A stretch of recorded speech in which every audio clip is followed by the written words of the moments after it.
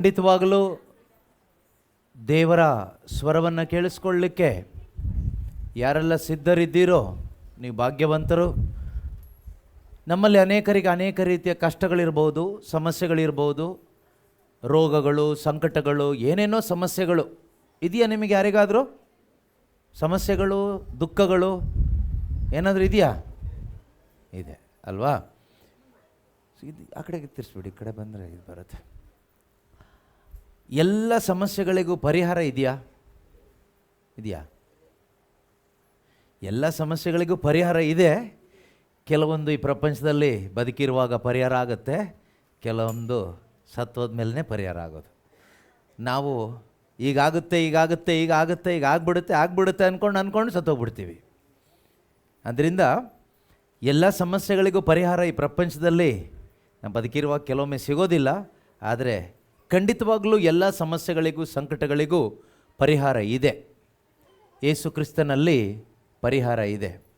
ಅದು ಯಾವ ರೀತಿಯಲ್ಲಿ ಪರಿಹಾರ ಸಿಗುತ್ತೆ ಅನ್ನೋದಕ್ಕೆ ಒಂದು ವಾಕ್ಯವನ್ನು ಓದಿ ಪ್ರಾರ್ಥನೆ ಮಾಡಿಕೊಳ್ಳೋಣ ನಾವು. ಓಕೆ? ಯೋವಾನನು ಬರೆದ ಶುಭ ಸಂದೇಶ ಅಧ್ಯಾಯ 8 ವಚನ 32. ನಮಗೆಲ್ಲರಿಗೂ ಗೊತ್ತಿರುವಂಥ ವಾಕ್ಯನೇ. ಯೋವಾನನ ಸುವಾರ್ತೆ ಅಧ್ಯಾಯ 8 ವಾಕ್ಯ 32. ಸತ್ಯವನ್ನು ತಿಳಿದುಕೊಳ್ಳುವಿರಿ ಮತ್ತು ಸತ್ಯವು ನಿಮ್ಮನ್ನು ಬಿಡುಗಡೆ ಮಾಡುವುದು ಎಂದು ಹೇಳಿದನು. ಯೇಸು ಹೇಳ್ತಾ ಇದ್ದಾರೆ, ಏನಂತ ಹೇಳ್ತಾ ಇದ್ದಾರೆ? ನೀವು ಏನನ್ನು ತಿಳ್ಕೊಬೇಕಂತೆ? ಸತ್ಯವನ್ನು ತಿಳಿದುಕೊಳ್ಳುವಿರಿ, ಸತ್ಯವು ನಿಮ್ಮನ್ನು ಬಿಡುಗಡೆ ಮಾಡುವುದು. ನೋಡಿ, ಪಾಸ್ಟರ್ ನಿಮ್ಮನ್ನು ಬಿಡುಗಡೆ ಮಾಡ್ತಾರೆ ಅಂತ ಬರೆದಿಲ್ಲ, ಬ್ರದರ್ ನಿಮ್ಮನ್ನು ಬಿಡುಗಡೆ ಮಾಡ್ತಾರೆ ಅಂತ ಬರೆದಿಲ್ಲ, ಯಾವುದೋ ಫಾದರ್ ನಿಮ್ಮನ್ನು ಬಿಡುಗಡೆ ಮಾಡ್ತಾರೆ ಅಂತ ಬರೆದಿಲ್ಲ, ಯಾವುದೋ ರಾಜಕಾರಣಿಗಳು, ಅಧಿಕಾರಿಗಳು ನಿಮ್ಮನ್ನು ಬಿಡುಗಡೆ ಮಾಡ್ತಾರೆ ಅಂತ ಬರೆದಿಲ್ಲ. ನೀವು ಅನುಭವಿಸುತ್ತಿರುವ ಯಾವುದಾದರೂ ಬಂಧನಗಳು ಇದ್ದರೆ, ಅಥವಾ ಎಲ್ಲ ಥರದ ಬಂಧನಗಳಿಂದಾನೋ, ಶಾಪಗಳಿಂದಾನೋ, ಪಾಪಗಳಿಂದಾನೋ, ಸಂಕಟಗಳಿಂದಾನೋ, ದುಃಖಗಳಿಂದಾನೋ ಮನುಷ್ಯನನ್ನು ಬಿಡುಗಡೆ ಮಾಡಲಿಕ್ಕಾಗಿ ನೇಮಿಸಲ್ಪಟ್ಟ, ಕಳುಹಿಸಲ್ಪಟ್ಟ ಒಬ್ಬರೇ ಒಬ್ಬರು ಯೇಸು ಕ್ರಿಸ್ತರು. ಅವರೇ ಸತ್ಯ. ಯೋವಾನನ ಸುವಾರ್ತೆ 14:6 ಯೇಸು ಹೇಳ್ತಾರೆ, ನಾನೇ ಸತ್ಯ. ನೀವು ಯೇಸು ಕ್ರಿಸ್ತನನ್ನು ಅರಿತುಕೊಳ್ಳುವಾಗ, ಸತ್ಯ ಅಂದರೆ ಏನೂ ಅಲ್ಲ, ಸತ್ಯ ಅಂದರೆ ಯೇಸು. ಸತ್ಯ ಅಂದರೆ ಯೇಸು. ಸತ್ಯ ಅಂದರೆ ಯಾವುದೋ ಒಬ್ಬ ಮನುಷ್ಯ ಅಲ್ಲ. ಸತ್ಯ ಅಂದರೆ ಏನೋ ಒಂದು ಪುಸ್ತಕ ಅಲ್ಲ. ಸತ್ಯ ಅಂದರೆ ಬೈಬಲ್ನಲ್ಲಿರುವ ಕೆಲವು ವಾಕ್ಯಗಳು ಮಾತ್ರ ಅಲ್ಲ. ಸತ್ಯ ಅಂದರೆ ಯೇಸು. ಸತ್ಯ ಅಂದರೆ ಯೇಸು ಮೊದಲನೇದಾಗಿ. ಎರಡನೇದಾಗಿ ಸತ್ಯ ಅಂದರೆ ದೇವರ ವಾಕ್ಯಗಳು. ದೇವರ ವಾಕ್ಯ ಏನಾಗಿದೆ? ಸತ್ಯ. ಈ ಸತ್ಯದ ಅರಿವು ಯಾರು ಒಳಗಡೆ ಆಗ್ತದೋ ಅವರು ಫ್ರೀ ಆಗ್ತಾರೆ. ನಿಮ್ಮನ್ನು ಫ್ರೀ ಮಾಡಲಿಕ್ಕೆ ಅಥವಾ ನಿಮ್ಮನ್ನು ಬಿಡುಗಡೆ ಮಾಡಲಿಕ್ಕೆ, ಅಯ್ಯೋ ನನ್ನ ಕಷ್ಟದಿಂದ ಯಾರು ನನ್ನನ್ನು ಬಿಡುಗಡೆ ಮಾಡ್ತಾರಪ್ಪ? ಯಾವ ಮನುಷ್ಯನಿಗೂ ಆಗಲ್ಲ. ಯಾವ ಪಕ್ಷ ಬಂದರೆ ನಮ್ಮನ್ನು ಬಿಡುಗಡೆ ಮಾಡ್ತಾರೆ? ಯಾವ ಪಕ್ಷಕ್ಕೂ ನಿಮ್ಮನ್ನು ಬಿಡುಗಡೆ ಮಾಡೋಕ್ಕಾಗೋದಿಲ್ಲ. ಕೆಲವೊಮ್ಮೆ ನಾವು ಹೇಳ್ತೀವಲ್ವಾ, ಈಗ ಕಾಂಗ್ರೆಸ್ ಇದೆ, ನೆಕ್ಸ್ಟ್ BJP ಬಂದರೆ ನಮಗೆ ಬಿಡುಗಡೆ ಸಿಕ್ಬಿಡುತ್ತೆ ಅಂತ. ಆಮೇಲೆ ನೀವು ಹೇಳ್ತೀರಿ, ಈಗ BJP ಹೋಗಿ ಕಾಂಗ್ರೆಸ್ ಬಂದರೆ ಅಥವಾ ಜನತಾದಳ ಬಂದರೆ ನಮಗೆ ಬಿಡುಗಡೆ ಆಗುತ್ತೆ ಅಂತ. ಈ ಪ್ರಪಂಚದಲ್ಲಿರುವ ಯಾವ ಅಧಿಕಾರಿಗೂ, ಯಾವ ಮನುಷ್ಯನಿಗೂ, ಯಾವ ಪಕ್ಷಕ್ಕೂ, ಪಾರ್ಟಿಗೂ, ಸಂಘಕ್ಕೂ, ಸಂಘಟನೆಗೂ, ಯಾವುದಕ್ಕೂ ನಮ್ಮನ್ನು ಪಾಪ ಶಾಪಗಳ ಬಂಧನದಿಂದ ಬಿಡುಗಡೆ ಮಾಡಲಿಕ್ಕೆ ಆಗೋದಿಲ್ಲ. ನಮ್ಮನ್ನು ನಿತ್ಯ ಮರಣದಿಂದ ಬಿಡುಗಡೆ ಮಾಡಲಿಕ್ಕೆ ಆಗೋದಿಲ್ಲ. ನಮ್ಮ ದುಃಖವನ್ನು ಆನಂದವಾಗಿ ಪರಿವರ್ತಿಸಲಿಕ್ಕೆ ಆಗೋದಿಲ್ಲ. ನಾವು ಆಗಿರ್ತಕ್ಕಂಥ ಕೆಲವೊಂದು ದುಶ್ಚಟಗಳಿಂದ, ದುರಭ್ಯಾಸಗಳಿಂದ, ಮಾಟ ಮಂತ್ರದ ಶಕ್ತಿಗಳಿಂದ, ವಿಗ್ರಹಾರಾಧನೆಗಳಿಂದ, ಸ್ವಾರ್ಥದಿಂದ, ಹಠಮಾರಿತನದಿಂದ ನಮ್ಮನ್ನು ಬಿಡುಗಡೆ ಮಾಡಲಿಕ್ಕೆ ಯಾವ ಅಧಿಕಾರಿಗೂ, ಯಾವ ಶಕ್ತಿಗೂ ಆಗೋದಿಲ್ಲ. ಅದು ಸಾಧ್ಯವಾಗುವುದು ಸತ್ಯಕ್ಕೆ ಮಾತ್ರನೇ, ಯೇಸು ಕ್ರಿಸ್ತನಿಗೆ ಮಾತ್ರನೇ. ಸತ್ಯದ ಅರಿವು ನಮಗೆ ಸ್ವಾತಂತ್ರ್ಯ ಕೊಡ್ತದೆ. ಸತ್ಯದ ಅರಿವು ನಮಗೆ ಬಿಡುಗಡೆ ಕೊಡ್ತದೆ. ಆದ್ದರಿಂದ ಪ್ರೀತಿಯ ಸಹೋದರ ಸಹೋದರಿಯರೇ, ಯಾರೆಲ್ಲ ಆನ್ಲೈನ್ನಲ್ಲಿ ಈ ಒಂದು ಧ್ಯಾನದಲ್ಲಿ, ಪ್ರಾರ್ಥನಾ ಕೂಟದಲ್ಲಿ ಭಾಗವಹಿಸ್ತಾ ಇದ್ದೀರೋ, ವಚನಗಳನ್ನು ಆಲಿಸ್ತಾ ಇದ್ದೀರೋ, ವೆಬ್ಎಕ್ಸ್ ಆ್ಯಪ್ ಮುಖಾಂತರವಾಗಿ ಅನೇಕರು ನೀವು ಜಾಯಿನ್ ಆಗಿದ್ದೀರಿ, ಮತ್ತು ಯೂಟ್ಯೂಬ್ ಫೇಸ್ಬುಕ್ಕಲ್ಲಿ ಅನೇಕರು ನೀವು ಜಾಯಿನ್ ಆಗಿದ್ದೀರಿ. ಯಾವುದೇ ಸೋಷಿಯಲ್ ಮೀಡಿಯಾ ಚಾನಲ್ ಆಗಿರ್ಬೋದು ಅಥವಾ ಈ ಸ್ಥಳದಲ್ಲಿ ಆಲಿಸ್ತಾ ಇರೋರು ಇರ್ಬೋದು, ಎಲ್ಲರಿಗೂ ಒಂದೇ ಉತ್ತರ. ದೇವರು ಪಕ್ಷಪಾತಿ ಅಲ್ಲ. ಇಲ್ಲಿದ್ದವರಿಗೊಂದು ವಿಷಯ, ಹೊರಗಡೆ ಇದ್ದವರಿಗೊಂದು ವಿಷಯ ಇಲ್ಲ. ಲೋಕದ ಕಟ್ಟ ಕಡೆಯವರೆಗೂ ಯಾರೆಲ್ಲ ಸುವಾರ್ತೆಯನ್ನು ಆಲಿಸ್ತಾ ಇದ್ದೀರೋ ನಿಮಗೆಲ್ಲರಿಗೂ ಒಂದೇ ಶುಭವಾರ್ತೆ. ನೀವು ಸತ್ಯವನ್ನು ಅರಿತುಕೊಂಡಾಗ ಆ ಸತ್ಯದ ಅರಿವು ನಿಮಗೆ ಬಿಡುಗಡೆಯನ್ನು ಉಂಟು ಮಾಡ್ತದೆ. ಯಾವುದು ಬಿಡುಗಡೆಯನ್ನು ಉಂಟು ಮಾಡ್ತದೆ? ಈಗ ನಿಮ್ಮ ತಲೆ ಮೇಲೆ ಕೈ ಇಟ್ಟು ಕೊನೆಯಲ್ಲಿ ಪ್ರಾರ್ಥನೆ ಮಾಡ್ತೀವಿ, ಆದರೆ ಅದು ನಿಮ್ಮಲ್ಲಿ ಬಿಡುಗಡೆ ಉಂಟು ಮಾಡೋದಿಲ್ಲ. ಅದು ಏನು ಮಾಡುತ್ತೋ ಅದೇ ಮಾಡುತ್ತಷ್ಟೇ. ಕೈ ಇಟ್ಟು ಪ್ರಾರ್ಥನೆ ಮಾಡಿದಾಗ ಏನೆಲ್ಲ ಆಗಬೇಕೋ ಅಷ್ಟೇ ಆಗೋದು. ಆದರೆ ಬಿಡುಗಡೆ ಉಂಟು ಮಾಡೋದು ಸತ್ಯದ ಅರಿವು ಮಾತ್ರನೇ. ಅಭಿಷೇಕದ ತೈಲ ನಮ್ಮನ್ನು ಬಿಡುಗಡೆ ಮಾಡೋದಿಲ್ಲ. ಅಭಿಷೇಕದ ತೈಲ ಅದೇನು ಕೆಲಸ ಮಾಡುತ್ತೋ ಆ ಕೆಲಸ ಮಾಡುತ್ತೆ ಅಷ್ಟೇ. ಪವಿತ್ರ ಜಲ, ಹೋಲಿ ವಾಟರ್ ಅಂತ ಹೇಳ್ತೀವಿ, ಆಶೀರ್ವದಿಸಿದಂಥ ನೀರು, ಅದು ಏನು ಮಾಡುತ್ತೋ ಅಷ್ಟೇ ಮಾಡುತ್ತೆ. ಆದರೆ ನನ್ನ ಒಳಗಡೆ ಇರ್ತಕ್ಕಂಥ ಪಾಪ ಶಾಪಗಳ ಬಂಧನದಿಂದ ಮತ್ತು ನಿತ್ಯ ಮರಣದ ಅವಸ್ಥೆಯಿಂದ ನನ್ನನ್ನು ಹೊರಗಡೆ ಕರ್ಕೊಂಡು ಬರೋದು ಸತ್ಯದ ಅರಿವು ಮಾತ್ರನೇ. ಯೇಸು ಕ್ರಿಸ್ತನಾಗಿರ್ತಕ್ಕಂಥ ಸತ್ಯ ನನ್ನ ಒಳಗಡೆ ಪರಿಶುದ್ಧಾತ್ಮನ ಮುಖಾಂತರವಾಗಿ ಪ್ರಕಟವಾದಾಗ, ಸತ್ಯದ ಅರಿವು ಒಳಗಡೆ ಉಂಟಾದಾಗ ನಾನು ಹೊರಗಡೆ ಬರ್ತೀನಿ, ನನಗೆ ಬಿಡುಗಡೆ ಸಿಗ್ತದೆ. ಇದು ದೇವರ ವಾಕ್ಯ ಅಥವಾ ಸತ್ಯದ ಅರಿವು ನಮ್ಮಲ್ಲಿ ಮಾಡುವ ಕಾರ್ಯ. ಈ ಅರಿವನ್ನು ಕೊಡುವವರು ಯಾರು ಕೇಳಿದರೆ ಪರಿಶುದ್ಧಾತ್ಮ. ಸತ್ಯದ ಅರಿವು ಕೊಡಲಿಕ್ಕೆ ಬೋಧಕರಿಗಾಗಲ್ಲ. ನಾನಿಲ್ಲಿ ನಿಂತ್ಕೊಂಡು ಈಗ ಬೋಧನೆ ಮಾಡ್ತಾ ಇದ್ದೀನಿ, ಸತ್ಯದ ಅರಿವು ನಿಮಗೆ ಕೊಡಲಿಕ್ಕೆ ನನಗಾಗಲ್ಲ. ಸತ್ಯದ ಅರಿವು ಹೇಗೆ ಪಡ್ಕೊಳ್ಬಹುದು ಅಂತ ಬೋಧನೆ ಮಾಡ್ಬೋದಷ್ಟೇ. ಈ ಸತ್ಯದ ಕುರಿತಾಗಿ ನನಗೆ ಬೋಧನೆ ಮಾಡ್ಬೋದಷ್ಟೇ. ಆದರೆ ಸತ್ಯದ ಅರಿವನ್ನು ಕೊಡುವವರು ಯಾರು? ಪವಿತ್ರ ಆತ್ಮರು, ದೇವರು. ಅರ್ಥ ಆಗ್ತಾ ಇದೆಯಾ? ಸತ್ಯದ ಅರಿವು ಯಾರು ಕೊಡ್ತಾರೆ? ಯಾವ ಬೋಧಕನಿಗೂ ಕೊಡೋಕ್ಕಾಗಲ್ಲ. ಸತ್ಯದ ಅರಿವು ಕೊಡುವವರು ಪವಿತ್ರಾತ್ಮ ದೇವರು ನಮಗೆ ಕೊಡ್ತಾರೆ. ಆ ಸತ್ಯ ಯೇಸು, ದೇವರ ವಾಕ್ಯ ನಮ್ಮೊಳಗಡೆ ಆ ಪ್ರಕಟಣೆ ಆಗಬೇಕು, ಅರಿವಾಗಬೇಕು. ಅದರಿಂದ ಈ ಒಂದು ಸಮಯದಲ್ಲಿ ಈ ವಿಷಯವನ್ನಿಟ್ಟು ನಾವು ಪ್ರಾರ್ಥನೆ ಮಾಡೋಣ. ಪವಿತ್ರಾತ್ಮನ ಸಹಾಯ ಕೇಳಿ ನಾವು ಪ್ರಾರ್ಥನೆ ಮಾಡೋಣ. ಸಾಧ್ಯವಾಗೋದಾದರೆ ಎದ್ದು ನಿಂತ್ಕೊಳ್ಳೋಣ, ಇಲ್ಲ ಕೂತ್ಕೊಳ್ಳಿ, ಹೇಗಾದರೂ ಇರಿ. ನಮ್ಮ ಹೃದಯ ದೇವರ ಕಡೆಗೆ ಎತ್ತಲ್ಪಟ್ಟವರಾಗಿ ನಾವು ಪ್ರಾರ್ಥಿಸೋಣ. ಪ್ರೀತಿ ಸ್ವರೂಪನಾದ ತಂದೆಯೇ ಎಂದು ಹೃದಯದಲ್ಲಿ ಪ್ರಾರ್ಥಿಸಿ ಎಲ್ಲರೂ ಕೂಡ. ಯಾರು ಸುಮ್ಮನೆ ನಿಂತ್ಕೋಬೇಡಿ, ಸುಮ್ಮನೆ ಕುಳಿತುಕೋಬೇಡಿ, ಸುಮ್ಮನೆ ಇರಬೇಡಿ. ಇದೊಂದು ದೊಡ್ಡ ಅದ್ಭುತಕರವಾದ ಸಮಯ. ನಾವು ದೊಡ್ಡ ಬಿಡುಗಡೆಯನ್ನು ಹೊಂದಿಕೊಂಡು ಇಲ್ಲಿಂದ ಹೋಗಬೇಕು. ನಾವು ಬಂದ ಹಾಗೆ ಹೋಗಬಾರದು. ದೇವರಿಗಿಷ್ಟ ಇಲ್ಲ ನಮ್ಮನ್ನು ಬಂದ ಹಾಗೆ ಕಳಿಸಿ ಕೊಡಲಿಕ್ಕೆ. ಆತನ ಬಳಿಗೆ ಬರುವವರು ಬರಿಗೈಯಲ್ಲಿ ಹೋಗಬಾರದು. ಆತನ ಬಳಿಗೆ ಒಬ್ಬ ಬಂಧನದಲ್ಲಿರ್ತಕ್ಕಂಥವನು ಬಂದರೆ ಅವನು ಸಂಪೂರ್ಣ ಸ್ವಸ್ಥತೆ ಪಡ್ಕೊಂಡು ಹೋಗಬೇಕು. ಒಮ್ಮೆ ಪಿಶಾಚಿ ಪೀಡಿತನೊಬ್ಬನು ಯೇಸುವಿನ ಬಳಿಗೆ ಬಂದಾಗ ಅವನು ಯಾರಿಗೂ ಬೇಡದವನಾಗಿ ಸಮಾಧಿಯ ಗುಹೆಗಳಲ್ಲಿ ವಾಸ ಮಾಡ್ತಾ ಇದ್ದ. ಯೇಸು ಆತನನ್ನು ಭೇಟಿಯಾದರು. ಆತನಲ್ಲಿದ್ದಂಥ ದುಷ್ಟ ಶಕ್ತಿಯಿಂದ ಬಿಡುಗಡೆ ಕೊಟ್ಟರು. ಆತನ ಮೇಲಿದ್ದ ಪಾಪ ಶಾಪದ ನೊಗವನ್ನು ಯೇಸು ಮುರಿದು ಹಾಕಿದರು. ಆತ ಸಮಾಧಿಯನ್ನು ಬಿಟ್ಟು ಸ್ವಸ್ಥ ಬುದ್ಧಿಯುಳ್ಳವನಾದ. ಆತ ಯೇಸುವಿನ ಹಿಂದೆ ಹೋಗಲಿಕ್ಕಾಗಿ ಆಸೆಪಟ್ಟ. ಪ್ರೀತಿಯ ಸಹೋದರ ಸಹೋದರಿ, ನಿನ್ನ ಮೇಲಿರ್ತಕ್ಕಂಥ ಪೈಶಾಚಿಕ ಸ್ವಾಧೀನ, ದುರಾತ್ಮನ ಸ್ವಾಧೀನ, ಪಾಪ ಶಾಪಗಳ ಎಲ್ಲ ಬಂಧನಗಳು ಮುರಿಯಲ್ಪಡುವಾಗ ನೀನು ಸ್ವತಂತ್ರನಾಗ್ತೀಯ, ನೀನು ಸ್ವತಂತ್ರಳಾಗ್ತೀಯ. ಆಗ ನೀನು ಸ್ವಸ್ಥ ಚಿತ್ತನಾಗ್ತೀಯ, ಸ್ವಸ್ಥ ಬುದ್ಧಿಯುಳ್ಳವನಾಗ್ತೀಯ. ಯೇಸುವಿನ ಹಿಂದೆ ಹೋಗಲು, ಸುವಾರ್ತೆಯನ್ನು ಸಾರಲು ನಿನ್ನಲ್ಲಿ ಆಸಕ್ತಿ ಉಂಟಾಗ್ತದೆ. ಈ ಒಂದು ಕಾರ್ಯ, ಈ ಒಂದು ಕೂಟದಲ್ಲಿ ದೇವರಾತ್ಮರು ಮಾಡಲಿದ್ದಾರೆ. ನಂಬಿಕೆಯಿಂದ ನಾವು ಪ್ರಾರ್ಥನೆ ಮಾಡೋಣ. ಅಪ್ಪಾ ತಂದೆಯೇ, ಸತ್ಯ ಸ್ವರೂಪನಾದ ದೇವರೇ ನಿಮಗೆ ಸ್ತೋತ್ರ. ಸತ್ಯ ಸ್ವರೂಪನಾದ ಪಿತನೇ ನಿಮಗೆ ಸ್ತೋತ್ರ. ಮಾರ್ಗವು ಸತ್ಯವು ಜೀವವು ನಾನೇ ಎಂದು ನುಡಿದಂಥ ಕರ್ತನಾದ ಯೇಸುವೇ ನಿಮಗೆ ಸ್ತೋತ್ರ. ಯೇಸುವೇ, ನೀವು ನುಡಿದ ಮಾತು, ನೀವು ಸತ್ಯವನ್ನು ಅರಿತುಕೊಳ್ಳುವಿರಿ, ಸತ್ಯವು ನಿಮಗೆ ಸ್ವಾತಂತ್ರ್ಯ ಕೊಡುವುದು, ಸತ್ಯವು ನಿಮಗೆ ಬಿಡುಗಡೆ ಕೊಡುವುದು. ಕರ್ತನಾದ ದೇವರೇ, ಈ ಒಂದು ಸಮಯದಲ್ಲಿ ಆ ಸತ್ಯದ ಅರಿವು ನಮ್ಮೊಬ್ಬೊಬ್ಬರ ಹೃದಯಗಳಲ್ಲಿ ಉಂಟಾಗಲಿ ಎಂದು ಕೇಳ್ತಾ ಇದ್ದೇವೆ ಸ್ವಾಮಿ. ಪವಿತ್ರಾತ್ಮರೇ ನನಗೆ ಸಹಾಯ ಮಾಡಿ. ಎಲ್ಲರೂ ನೀವು ಕೇಳಿ, ಯಾರಿಗೆಲ್ಲ ಸತ್ಯದ ಅರಿವಾಗಬೇಕು, ಯಾರಿಗೆಲ್ಲ ಒಂದು ನಿಜವಾದ ಬಿಡುಗಡೆಯನ್ನು ಹೊಂದಿಕೊಳ್ಬೇಕು. ನೀವು ಮನುಷ್ಯರನ್ನ ಕೇಳಿದರೆ ಇದು ಸಿಗೋದಿಲ್ಲ. ಯಾವ ಬೋಧಕನಿಂದನೂ ಈ ಬಿಡುಗಡೆ ಸಿಗೋದಿಲ್ಲ. ಪ್ರೀತಿಯ ಸಹೋದರ ಸಹೋದರಿ, ಈ ಒಂದು ಬಿಡುಗಡೆ ನಮಗೆ ಕೊಡಲು ಒಬ್ಬರಿಂದ ಮಾತ್ರ ಸಾಧ್ಯ, ಯೇಸು ಕ್ರಿಸ್ತನಿಗೆ ಮಾತ್ರ ಸಾಧ್ಯ. ಅವರೇ ಸತ್ಯ, ಅವರೇ ನಿತ್ಯ ಜೀವ, ಅವರೇ ದೇವರ ಏಕೈಕ ಪುತ್ರ. ಅವರು ನಮ್ಮ ಮಧ್ಯದಲ್ಲಿ ಈಗ ಜೀವಿಸ್ತಾ ಇದ್ದಾರೆ, ಚಲಿಸ್ತಾ ಇದ್ದಾರೆ, ಕಾರ್ಯ ಮಾಡ್ತಾ ಇದ್ದಾರೆ. ಕಾರ್ಯ ಮಾಡುವ ಸರ್ವಶಕ್ತನಾದ ದೇವರ ಮುಂದೆ ನಾವು ನಿಂತಿದ್ದೇವೆ, ಕುಳಿತಿದ್ದೇವೆ. ಆತನ ಸನ್ನಿಧಿಯಲ್ಲಿದ್ದು ನಾವು ಪ್ರಾರ್ಥಿಸ್ತಾ ಇದ್ದೇವೆ. ಅಪ್ಪ ತಂದೆಯಾದ ದೇವರ ಈ ಒಂದು ಸಮಯದಲ್ಲಿ ನಿನ್ನ ಆತ್ಮನ ಚಲಿಸುವಿಕೆ ನಮ್ಮ ಹೃದಯಗಳಲ್ಲಿ ಉಂಟಾಗಲಿ. ಎಲ್ಲ ಥರದ ಮೂಢನಂಬಿಕೆಗಳು, ಎಲ್ಲ ಥರದ ಅವಿಶ್ವಾಸ, ಸ್ವಾರ್ಥಾಭಿಲಾಷೆಗಳು, ತಪ್ಪಾದ ಅರಿವುಗಳು ಯೇಸು ನಾಮದಲ್ಲಿ ಲಯವಾಗಿ ಹೋಗಲಿ ಅಪ್ಪ. ಪ್ರತಿಯೊಬ್ಬರ ಹೃದಯಗಳಲ್ಲಿಯೂ ಕೂಡ ಪರಿಶುದ್ಧಾತ್ಮನ ಒಂದು ಚಲಿಸುವಿಕೆ ಉಂಟಾಗಲಿ ಅಪ್ಪ. ಪವಿತ್ರ ಆತ್ಮನಿಂದ ಬರ್ತಕ್ಕಂಥ ದೈವ ಜ್ಞಾನ ಎಲ್ಲ ಮಕ್ಕಳ ಹೃದಯಗಳಲ್ಲಿಯೂ ತುಂಬಲ್ಪಡಲಿ ಅಪ್ಪ.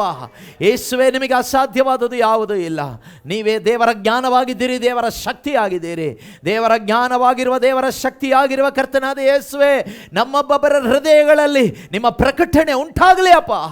ಯೇಸು ಕ್ರಿಸ್ತನ ಪ್ರಕಟಣೆ ನಮ್ಮೊಬ್ಬೊಬ್ಬರ ಹೃದಯಗಳಲ್ಲಿ ಉಂಟಾಗಲಿ, ನಮ್ಮ ಜೀವಿತಗಳಲ್ಲಿ ಉಂಟಾಗಲಿ ಅಪ್ಪ, ನಮ್ಮ ಸಭೆಗಳಲ್ಲಿ ಉಂಟಾಗಲಿ ಅಪ್ಪ, ನಮ್ಮ ಪ್ರೇಯರ್ ಗ್ರೂಪ್ಗಳಲ್ಲಿ ಉಂಟಾಗಲಿ ಅಪ್ಪ, ನಮ್ಮ ಕುಟುಂಬಗಳಲ್ಲಿ ಉಂಟಾಗಲಿ ಅಪ್ಪ.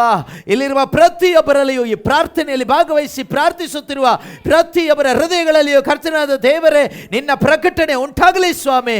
ಪರಿಶುದ್ಧಾತ್ಮನೇ, ಯೇಸು ಕ್ರಿಸ್ತನ ಪ್ರಕಟಣೆಯನ್ನು ನೀಡುವಾತರು ನೀನಾಗಿದೆಯಪ್ಪ. ಪವಿತ್ರಾತ್ಮರೇ, ಒಂದು ಸಮಯದಲ್ಲಿ ಯೇಸು ಕ್ರಿಸ್ತನ ಪ್ರಕಟಣೆ ನಮ್ಮ ಒಳಗೆ ಆಗುವಂತೆ, ನಿನ್ನ ಬಲ ಒಬ್ಬೊಬ್ಬರಲ್ಲಿ ತುಂಬಲ್ಪಡುವಂತೆ ಸಹಾಯ ಮಾಡಿರಿ ಪರಿಶುದ್ಧಾತ್ಮರೇ. ನಮ್ಮ ಆಲೋಚನೆಗಳಲ್ಲಪ್ಪ, ನಮ್ಮ ಚಿಂತೆಗಳಲ್ಲಪ್ಪ, ನಿಮ್ಮ ಆಲೋಚನೆಗಳು ನಮ್ಮಲ್ಲಿ ನೆರವೇರಲಿ, ನಿಮ್ಮ ಚಿತ್ತ ನಮ್ಮಲ್ಲಿ ನೆರವೇರಲಿ ಅಪ್ಪ. ನಮ್ಮ ಬುದ್ಧಿ, ನಮ್ಮ ಆಲೋಚನೆಗಳೆಲ್ಲವೂ ನಿಮಗೆ ಸರೆಂಡರ್ ಮಾಡ್ತಾ ಇದ್ದೇವೆ, ಸಮರ್ಪಿಸಿ ಕೊಡ್ತಾ ಇದ್ದೇವೆ, ಒಪ್ಪಿಸಿ ಕೊಡ್ತಾ ಇದ್ದೇವೆ. ಪರಿಶುದ್ಧಾತ್ಮರೇ, ನಮ್ಮ ಆಲೋಚನೆಯಲ್ಲಿ ನೀನು ಕಾರ್ಯ ಮಾಡು ಸ್ವಾಮಿ. ನಮ್ಮ ಮಾತುಗಳಲ್ಲಿ ನಿನ್ನ ಮಾತು ಬರಲಿ ಅಪ್ಪ, ನಮ್ಮ ನಾಲಿಗೆಯಲ್ಲಿ ನಿಮ್ಮ ಮಾತುಗಳು ಬರಲಿ ಸ್ವಾಮಿ. ನಮ್ಮ ಹೃದಯಗಳಲ್ಲಿ ನಿಮ್ಮ ಮಾತುಗಳು ಸ್ವೀಕಾರವಾಗಲಿ ಅಪ್ಪ, ನಿಮ್ಮ ಮಾತುಗಳು ಸ್ವೀಕಾರವಾಗಲಿ ಅಪ್ಪ. ಹಾಲೆಲೂಯಾ. ಯೇಸುವೇ, ಸ್ತೋತ್ರ ಸ್ತೋತ್ರ ಸ್ತೋತ್ರ ಸ್ತೋತ್ರ. Thank you Lord, thank you Jesus. Hallelujah. ಯೇಸುವೇ, ಸ್ತೋತ್ರ ಸ್ತೋತ್ರ ಸ್ತೋತ್ರ. ಪವಿತ್ರಾತ್ಮರೇ ಸ್ತೋತ್ರ, ಪಾವನಾತ್ಮರೇ ಸ್ತೋತ್ರ. Hallelujah, hallelujah, hallelujah, hallelujah. ಎಲ್ಲ ಥರದ ದುರಾತ್ಮನ ಸ್ವಾಧೀನಗಳು ಯೇಸು ನಾಮದ ಶಕ್ತಿಯಿಂದ ಲಯವಾಗಿ ಹೋಗಲಿ ಅಪ್ಪ. ಸಂಪೂರ್ಣವಾಗಿ ಲಯವಾಗಲಿ ಸ್ವಾಮಿ, ಸಂಪೂರ್ಣವಾಗಿ ಲಯವಾಗಲಿ ಯೇಸು ನಾಮದಲ್ಲಿ. Hallelujah. Thank you Jesus. Hallelujah, hallelujah. ಯೇಸುವೇ, ಸ್ತೋತ್ರ ಸ್ತೋತ್ರ ಸ್ತೋತ್ರ ಸ್ತೋತ್ರ ಸ್ತೋತ್ರ ಸ್ತೋತ್ರ ಸ್ತೋತ್ರ. ಯೇಸುವೇ ವಂದನೆ, ಯೇಸುವೇ ಆರಾಧನೆ, ಆರಾಧನೆ, ಆರಾಧನೆ, ಆರಾಧನೆ, ಆರಾಧನೆ. ಯೇಸು ಕ್ರಿಸ್ತರ ನಾಮದಲ್ಲಿ ಪ್ರಾರ್ಥಿಸಿದನ್ನು ಹೊಂದಿಕೊಂಡಿದ್ದೇವೆ ತಂದೆಯೇ. ಆಮೆನ್. ಕುಳಿತುಕೊಳ್ಳೋಣ, ದೇವರ ವಾಕ್ಯಗಳನ್ನು ಆಲಿಸೋಣ. ಕೀರ್ತನೆಗಳ ಪುಸ್ತಕ 119ರಲ್ಲಿ 50ನೇ ವಚನ ಈ ರೀತಿಯಾಗಿ ಹೇಳ್ತದೆ. ಕೀರ್ತನೆಗಳ ಪುಸ್ತಕ 119 ವಚನ 50ರಲ್ಲಿ ನಾವು ಓದ್ತೇವೆ, ನಿನ್ನ ನುಡಿಯು ನನ್ನನ್ನು ಚೈತನ್ಯಗೊಳಿಸುತ್ತದೆ. ಕೀರ್ತನಕಾರ ಹೇಳ್ತಾನೆ, ದೇವರೇ, ನನ್ನನ್ನು ಚೈತನ್ಯಗೊಳಿಸುವುದು ನಿನ್ನ ನುಡಿಗಳಾಗಿದೆ. ನಿಮ್ಮಲ್ಲಿ ಯಾರೆಲ್ಲ ಚೈತನ್ಯ ಇಲ್ಲದೆ ಇದ್ದೀರೋ, ಚೈತನ್ಯ ಅಂದರೆ ಶಕ್ತಿ, ಶಕ್ತಿ. ಕೆಲವರು ಹೇಳ್ತಾರೆ ಮನಸ್ಸಿನಲ್ಲಿ ಏನೋ ಒಂದು ಭಾರ, ಮನಸ್ಸಿನಲ್ಲಿ ಶಕ್ತಿ ಇಲ್ಲ, ಶರೀರದಲ್ಲಿ ಶಕ್ತಿ ಇಲ್ಲ, ರೋಗ. ಶರೀರದಲ್ಲಿ ಶಕ್ತಿ ಇಲ್ಲ, ಮನಸ್ಸಲ್ಲಿ ಶಕ್ತಿ ಇಲ್ಲ, ಜೀವನದಲ್ಲಿ ಶಕ್ತಿನೇ ಇಲ್ಲ, ಏನು ಮಾಡಬೇಕು ಗೊತ್ತಿಲ್ಲ, ಸತ್ತೋಗ್ಬೇಕು ಅನ್ನಿಸ್ತಾ ಇದೆ. ಕೆಲವರು ನಿಶಕ್ತಿಯಿಂದ ಏನು ಮಾಡ್ತಾರೆ, ಕುಡಿಲಿಕ್ಕೆ ಹೋಗ್ತಾರೆ. ಕುಡಿಯೋದು ಬಿಡಲಿಕ್ಕೆ ಶಕ್ತಿ ಇಲ್ಲ ಕೆಲವರಿಗೆ. ಕೆಲವರಿಗೆ ಮಾಟ ಮಂತ್ರ ಬಿಡಲಿಕ್ಕೆ ಶಕ್ತಿ ಇಲ್ಲ, ಕೆಲವರಿಗೆ ಸುಳ್ಳು ಹೇಳೋದು ಬಿಡಲಿಕ್ಕೆ ಶಕ್ತಿ ಇಲ್ಲ. ಮನಸ್ಸಿದೆ ಆದರೆ ಬಿಡಲಿಕ್ಕೆ ಏನಿಲ್ಲ, ಶಕ್ತಿ ಇಲ್ಲ. ಕೆಲವರಿಗೆ ವ್ಯಭಿಚಾರ ಬಿಡಲಿಕ್ಕೆ ಶಕ್ತಿ ಇಲ್ಲ, ಕೆಲವರಿಗೆ ವಿಗ್ರಹಾರಾಧನೆಗಳನ್ನ ಬಿಡಲಿಕ್ಕೆ ಶಕ್ತಿ ಇಲ್ಲ, ಕೆಲವರಿಗೆ ಮೋಸ ಮಾಡೋದನ್ನು ಬಿಡಲಿಕ್ಕೆ ಶಕ್ತಿ ಇಲ್ಲ. ಕೆಲವು ಮಕ್ಕಳಿಗೆ ಅಪ್ಪ ಅಮ್ಮಂದ್ರ ಮಾತು ಕೇಳಲಿಕ್ಕೆ ಶಕ್ತಿ ಇಲ್ಲ, ಅಪ್ಪ ಅಮ್ಮಂದ್ರ ಮಾತು ಕೇಳಲ್ಲ. ಕೆಲವು ಕುಟುಂಬದಲ್ಲಿ ಗಂಡ ಹೆಂಡತಿಗೆ ಪರಸ್ಪರ ಅನ್ಯೋನ್ಯತೆಯಲ್ಲಿ, ಪ್ರೀತಿಯಲ್ಲಿ, ಪ್ರಾಮಾಣಿಕತೆಯಲ್ಲಿ ಬದುಕಲಿಕ್ಕೆ ಶಕ್ತಿ ಇಲ್ಲ. ಗಂಡ ಒಂದು ದಿಕ್ಕು, ಹೆಂಡತಿ ಇನ್ನೊಂದು ದಿಕ್ಕು. ಗಂಡ ಯಾರ್ದೋ ಜೊತೆಗೆ ಅವನು ಬದುಕ್ತಾನೆ, ಹೆಂಡತಿ ಅವಳು ಇಷ್ಟ ಬಂದವಳ ಜೊತೆಗೆ ಅಲ್ಲಿ ಇಲ್ಲಿ ಅವಳು ಸುತ್ತಕೊಂಡಿರ್ತಾಳೆ. ಇದ್ರ ಮಧ್ಯದಲ್ಲಿ 3-4 ಮಕ್ಕಳಾಗ್ತಾರೆ, ಪ್ರಾಣಿಗಳ ಥರ ಅವರು ಬದುಕ್ತಾರೆ, ಹೇಳಿದ ಮಾತು ಕೇಳೋದಿಲ್ಲ. ಶಕ್ತಿ ಬೇಕು. ಕುಟುಂಬ ಜೀವನ, ಒಳ್ಳೆ ಕುಟುಂಬ ಜೀವನ ಜೀವಿಸಲಿಕ್ಕೆ ಶಕ್ತಿ ಬೇಕು. ಒಳ್ಳೆ ಗಂಡನಾಗಿ ಬದುಕಲಿಕ್ಕೆ ಶಕ್ತಿ ಬೇಕು. ಒಳ್ಳೆ ಹೆಂಡತಿಯಾಗಿ, ಒಳ್ಳೆ ತಾಯಿಯಾಗಿ, ಒಳ್ಳೆ ಮಗನಾಗಿ, ಒಳ್ಳೆ ಅತ್ತೆಯಾಗಿ, ಒಳ್ಳೆ ಸೊಸೆಯಾಗಿ, ಒಳ್ಳೆಯ ಒಂದು ಸಮಾಜಕ್ಕೆ ಉಪಯೋಗವಾಗೋ ಉಪ್ಪಾಗಿ ಬೆಳಕಾಗಿ ಬದುಕಲಿಕ್ಕೆ ಶಕ್ತಿ ಬೇಕು. ಎಲ್ಲಿಂದ ಶಕ್ತಿ ಸಿಗುತ್ತೆ? ವಾಕ್ಯ ಹೇಳುತ್ತೆ, ನಿನ್ನ ನುಡಿಯು ನನ್ನನ್ನು ಚೈತನ್ಯಗೊಳಿಸುತ್ತದೆ. ದೇವರೇ, ನಿನ್ನ ವಾಕ್ಯ ನನ್ನನ್ನು ಶಕ್ತಿಪಡಿಸ್ತದೆ. ಹೇಳಿ ನೋಡೋಣ. ದೇವರೇ, ಯೇಸುವೇ, ನಿನ್ನ ವಚನಗಳು ನನ್ನನ್ನು ಶಕ್ತಿಪಡಿಸ್ತದೆ. ಯೇಸುವೇ, ನಿನ್ನ ವಾಕ್ಯಗಳು ನನ್ನನ್ನು ಬಲಪಡಿಸ್ತದೆ. ನನಗೆ ಬಲ ಬೇಕಪ್ಪ, ಇನ್ನು ಹೆಚ್ಚಾಗಿ ನಿನ್ನ ವಾಕ್ಯ ಬೇಕಪ್ಪ. ಆನ್ಲೈನ್ನಲ್ಲಿರುವವರು ಕೂಡ ನೀವು ಕೂಡ ಕೇಳಿ. ಯಾರೆಲ್ಲ ಸೋಷಿಯಲ್ ಮೀಡಿಯಾದಲ್ಲಿ ಯೂಟ್ಯೂಬ್ ಫೇಸ್ಬುಕ್ಕಲ್ಲಿ ಇದ್ದೀರೋ, ವೆಬ್ಎಕ್ಸಲ್ಲಿ ಜಾಯ್ನ್ ಆಗಿದ್ದೀರೋ, ನೀವು ಕುಳಿತಿರುವ ಸ್ಥಳದಲ್ಲೇ ಅಥವಾ ನೀವಿರ್ತಕ್ಕಂಥ ಸ್ಥಳದಲ್ಲೇ ದೇವರ ಹತ್ರ ಮೊರೆ ಇಟ್ಟು ಕೇಳಿ. ದೇವರೇ, ನಿನ್ನ ವಾಕ್ಯದಿಂದ ನನ್ನನ್ನು ಬಲಪಡಿಸಪ್ಪ. ಹೇಳಿ ನೋಡೋಣ. ದೇವರೇ, ಯೇಸುವೇ, ಪರಿಶುದ್ಧಾತ್ಮನೇ, ನಿನ್ನ ವಾಕ್ಯದಿಂದ ನನ್ನನ್ನು ಬಲಪಡಿಸಪ್ಪ. ಸೋತು ಹೋಗಿದ್ದೇನೆ ಸ್ವಾಮಿ, ದುರ್ಬಲನಾಗಿದ್ದೇನಪ್ಪ, ನನ್ನನ್ನು ಬಲಪಡಿಸು. ನಿನ್ನ ವಾಕ್ಯದಿಂದ ಬಲಪಡಿಸು. ನಾನು ನಂಬ್ತಾ ಇದ್ದೇನೆ ಸ್ವಾಮಿ, ನಿನ್ನ ವಾಕ್ಯ ನನ್ನನ್ನು ಬಲಪಡಿಸುತ್ತದೆ. ನಿನ್ನ ವಚನಗಳು ನನ್ನನ್ನು ಶಕ್ತಿಪಡಿಸುತ್ತದೆ. Hallelujah, hallelujah. ಎಷ್ಟು ಸುಂದರವಾದ ವಾಕ್ಯ. ನಿನ್ನ ನುಡಿಯು ನನ್ನನ್ನು ಶಕ್ತಿಪಡಿಸುತ್ತದೆ, ಚೈತನ್ಯಪಡಿಸುತ್ತದೆ. ಚೈತನ್ಯ ಬೇಕಾ? ನುಡಿಬೇಕು. ಯಾರ ನುಡಿಬೇಕು? ದೇವರ ನುಡಿಬೇಕು. ಆಮೇಲೆ ಆಪತ್ಕಾಲದಲ್ಲಿ ಇದೇ ನನಗೆ ಆದರಣೆ. ನಮ್ಮ ಜೀವನದಲ್ಲಿ ಆಪತ್ತಿನ ಸಮಯಗಳು ಬರ್ತದೆ. ಎಲ್ಲರೂ ಕೈ ಬಿಟ್ಟ ಸಮಯಗಳು ಬರ್ತದೆ. ನಮ್ಮ ಜೀವನದಲ್ಲಿ ಸೋಲಿನ ಸಮಯಗಳು ಬರ್ತದೆ. ನಮ್ಮ ಜೀವಿತದಲ್ಲಿ ರೋಗದ ಸಮಯಗಳು ಬರ್ತದೆ. ಡಾಕ್ಟರ್ ಕೈ ಬಿಡುವ ಸಮಯಗಳು ಬರ್ತದೆ. ಪ್ರಾರ್ಥನೆ ಮಾಡುವವರು ಕೈ ಬಿಡುವ ಸಮಯಗಳು ಬರ್ತದೆ. ಜೊತೆಯಲ್ಲಿದ್ದವರು ನಮ್ಮನ್ನು ಕೈ ಬಿಡುವ ಸಮಯಗಳು ಬರ್ತದೆ. ನಮ್ಮೆಲ್ಲರ ಜೀವನದಲ್ಲೂ, ಮನುಷ್ಯ ಅಂತ ಹುಟ್ಟಿದ ಪ್ರತಿಯೊಬ್ಬರ ಜೀವನದಲ್ಲೂ, ಅವರು ಕ್ರೈಸ್ತರಾಗಿರಲಿ ಅಥವಾ ಅಕ್ರೈಸ್ತರಾಗಿರಲಿ, ಒಳ್ಳೆಯವರಾಗಿರಲಿ ಕೆಟ್ಟವರಾಗಿರಲಿ, ಪ್ರಾರ್ಥನೆ ಮಾಡುವವರಾಗಿರಲಿ ಪ್ರಾರ್ಥನೆ ಮಾಡದೇ ಇರುವವರಾಗಿರಲಿ, ಸಭೆಗೆ ಬರುವವರಾಗಿರಲಿ ಬಾರದೇ ಇರುವವರಾಗಿರಲಿ, ಬೈಬಲ್ ಓದುವವರು ಓದದೇ ಇರುವವರು, ಎಲ್ಲರ ಜೀವನದಲ್ಲೂ ಕಷ್ಟಗಳು ಬರ್ತದೆ, ದುಃಖಗಳು ಬರ್ತದೆ, ರೋಗಗಳು ಬರ್ತದೆ, ಸಮಸ್ಯೆಗಳು ಬರ್ತದೆ, ಸಂಕಟಗಳು ಬರ್ತದೆ. ಆದರೆ ವಾಕ್ಯ ಹೇಳುತ್ತೆ, ಏನಂತ ಹೇಳುತ್ತೆ? ಆಪತ್ಕಾಲದಲ್ಲಿ ಇದೇ ನನಗೆ ಆದರಣೆ. ದೇವರೇ, ನಿನ್ನ ವಾಕ್ಯ ನನಗೆ ಆದರಣೆ ತಂದು ಕೊಡ್ತದೆ. ಆದರಣೆ ಅಂದರೆ ಏನು ಗೊತ್ತಾ? ಸಾಂತ್ವನ. ಏನು ಹೇಳಿ? ಸಾಂತ್ವನ, ಸಮಾಧಾನ, ಸಂತೈಸುವಿಕೆ, ಆದರಣೆ. ಮನುಷ್ಯನಿಗೆ ನಮ್ಮನ್ನು ಸಂತೈಸ್ಲಿಕ್ಕಾಗಲ್ಲ. ಮನುಷ್ಯ ಹೇಳ್ಬೋದು, ಮನೆಯಲ್ಲಿ ಯಾರೋ ಒಬ್ಬರು ಒಳ್ಳೆ ನಾವು ಪ್ರೀತಿಸುವಂಥ ವ್ಯಕ್ತಿ ಸತ್ತೋಗ್ಬಿಟ್ರೆ ಊರವರೆಲ್ಲರೂ ಬಂದು ಹೇಳ್ಬೋದು, ಸಭೆಯವರೆಲ್ಲರೂ ಬಂದು ಹೇಳ್ಬೋದು, ನಿಮ್ಮ ಪ್ರಾರ್ಥನಾ ತಂಡದವರೆಲ್ಲರೂ ಬಂದು ಹೇಳ್ಬೋದು, ಸಮಾಧಾನ ಮಾಡ್ಕೊಳ್ಳಿ, ಸಮಾಧಾನ ಮಾಡ್ಕೊಳ್ಳಿ, ದೇವರಿದ್ದಾರೆ, ಸಮಾಧಾನ ಮಾಡ್ಕೊಳ್ಳಿ, ದೇವರಿದ್ದಾರೆ, ನಾವು ಇದ್ದೀವಿ, ಪ್ರಾರ್ಥನೆ ಮಾಡ್ತೀವಿ ಹೇಳ್ತಾರ? ಯಾರು ಏನೇ ಹೇಳಿದರೂ ನಮ್ಮ ಒಳಗಡೆ ಸಮಾಧಾನ ಬರಲ್ಲ. ಯಾರು ಎಷ್ಟೇ ತಲೆ ಮೇಲೆ ಕೈ ಇಟ್ಟರು ನಮ್ಮ ಒಳಗಡೆ ಸಮಾಧಾನ ಬರಲ್ಲ. ಆದರೆ ಯಾರು ಸಮಾಧಾನ ಹೇಳದೇ ಇದ್ದರು, ಯಾರು ಬಾರದೇ ಇದ್ದರು, ನಿನ್ನ ಹೃದಯದ ಒಳಗಡೆ ದೇವರ ವಾಕ್ಯಗಳಿದ್ದರೆ ಈ ವಾಕ್ಯ ನಿನಗೆ ಸಮಾಧಾನ ಹೇಳುತ್ತೆ. ಈ ವಾಕ್ಯ ಜೀವಂತವಾದದ್ದು, ಈ ವಾಕ್ಯ ಕ್ರಿಯೆ ಮಾಡುವಂಥದ್ದು, ಈ ವಾಕ್ಯವೇ ದೇವರು, ಈ ವಾಕ್ಯವೇ ಯೇಸು ಕ್ರಿಸ್ತ. ಆ ವಾಕ್ಯ ಇವತ್ತು ಜೀವಿಸ್ತಾ ಇದ್ದಾರೆ. ಆ ವಾಕ್ಯ ನಿಮ್ಮ ಜೊತೆಗೆ ಮಾತಾಡ್ತಾ ಇದ್ದಾರೆ. ದೇವರು ಆ ವಾಕ್ಯ ಮಾತಾಡ್ತಾ ಇದೆ. ಪ್ರೀತಿಯ ಸಹೋದರ ಸಹೋದರಿಯರೇ, ಈ ವಾಕ್ಯ ಬೈಬಲಲ್ಲಿದ್ದರೆ ನಿನಗೆ ಪ್ರಯೋಜನಕ್ಕೆ ಬರೋದಿಲ್ಲ. ಈ ವಾಕ್ಯ ನಿನ್ನ ಹೃದಯದಲ್ಲಿರಬೇಕು. ವಾಕ್ಯ ಎಲ್ಲಿರಬೇಕು? ವಾಕ್ಯಗಳು ನಮ್ಮ ಹೃದಯದಲ್ಲಿರಬೇಕು. ವಾಕ್ಯಗಳು ನಮ್ಮ ಹೃದಯದಲ್ಲಿ ಇಲ್ಲದೆ ಇದ್ದರೆ ನಮ್ಮ ಜೀವನ ಸತ್ತ ಹಾಗೇನೆ. ವಾಕ್ಯದಲ್ಲೇ ಜೀವ ಇರೋದು. ವಾಕ್ಯದಲ್ಲಿ ಏನಿದೆ? ಜೀವ ಇದೆ.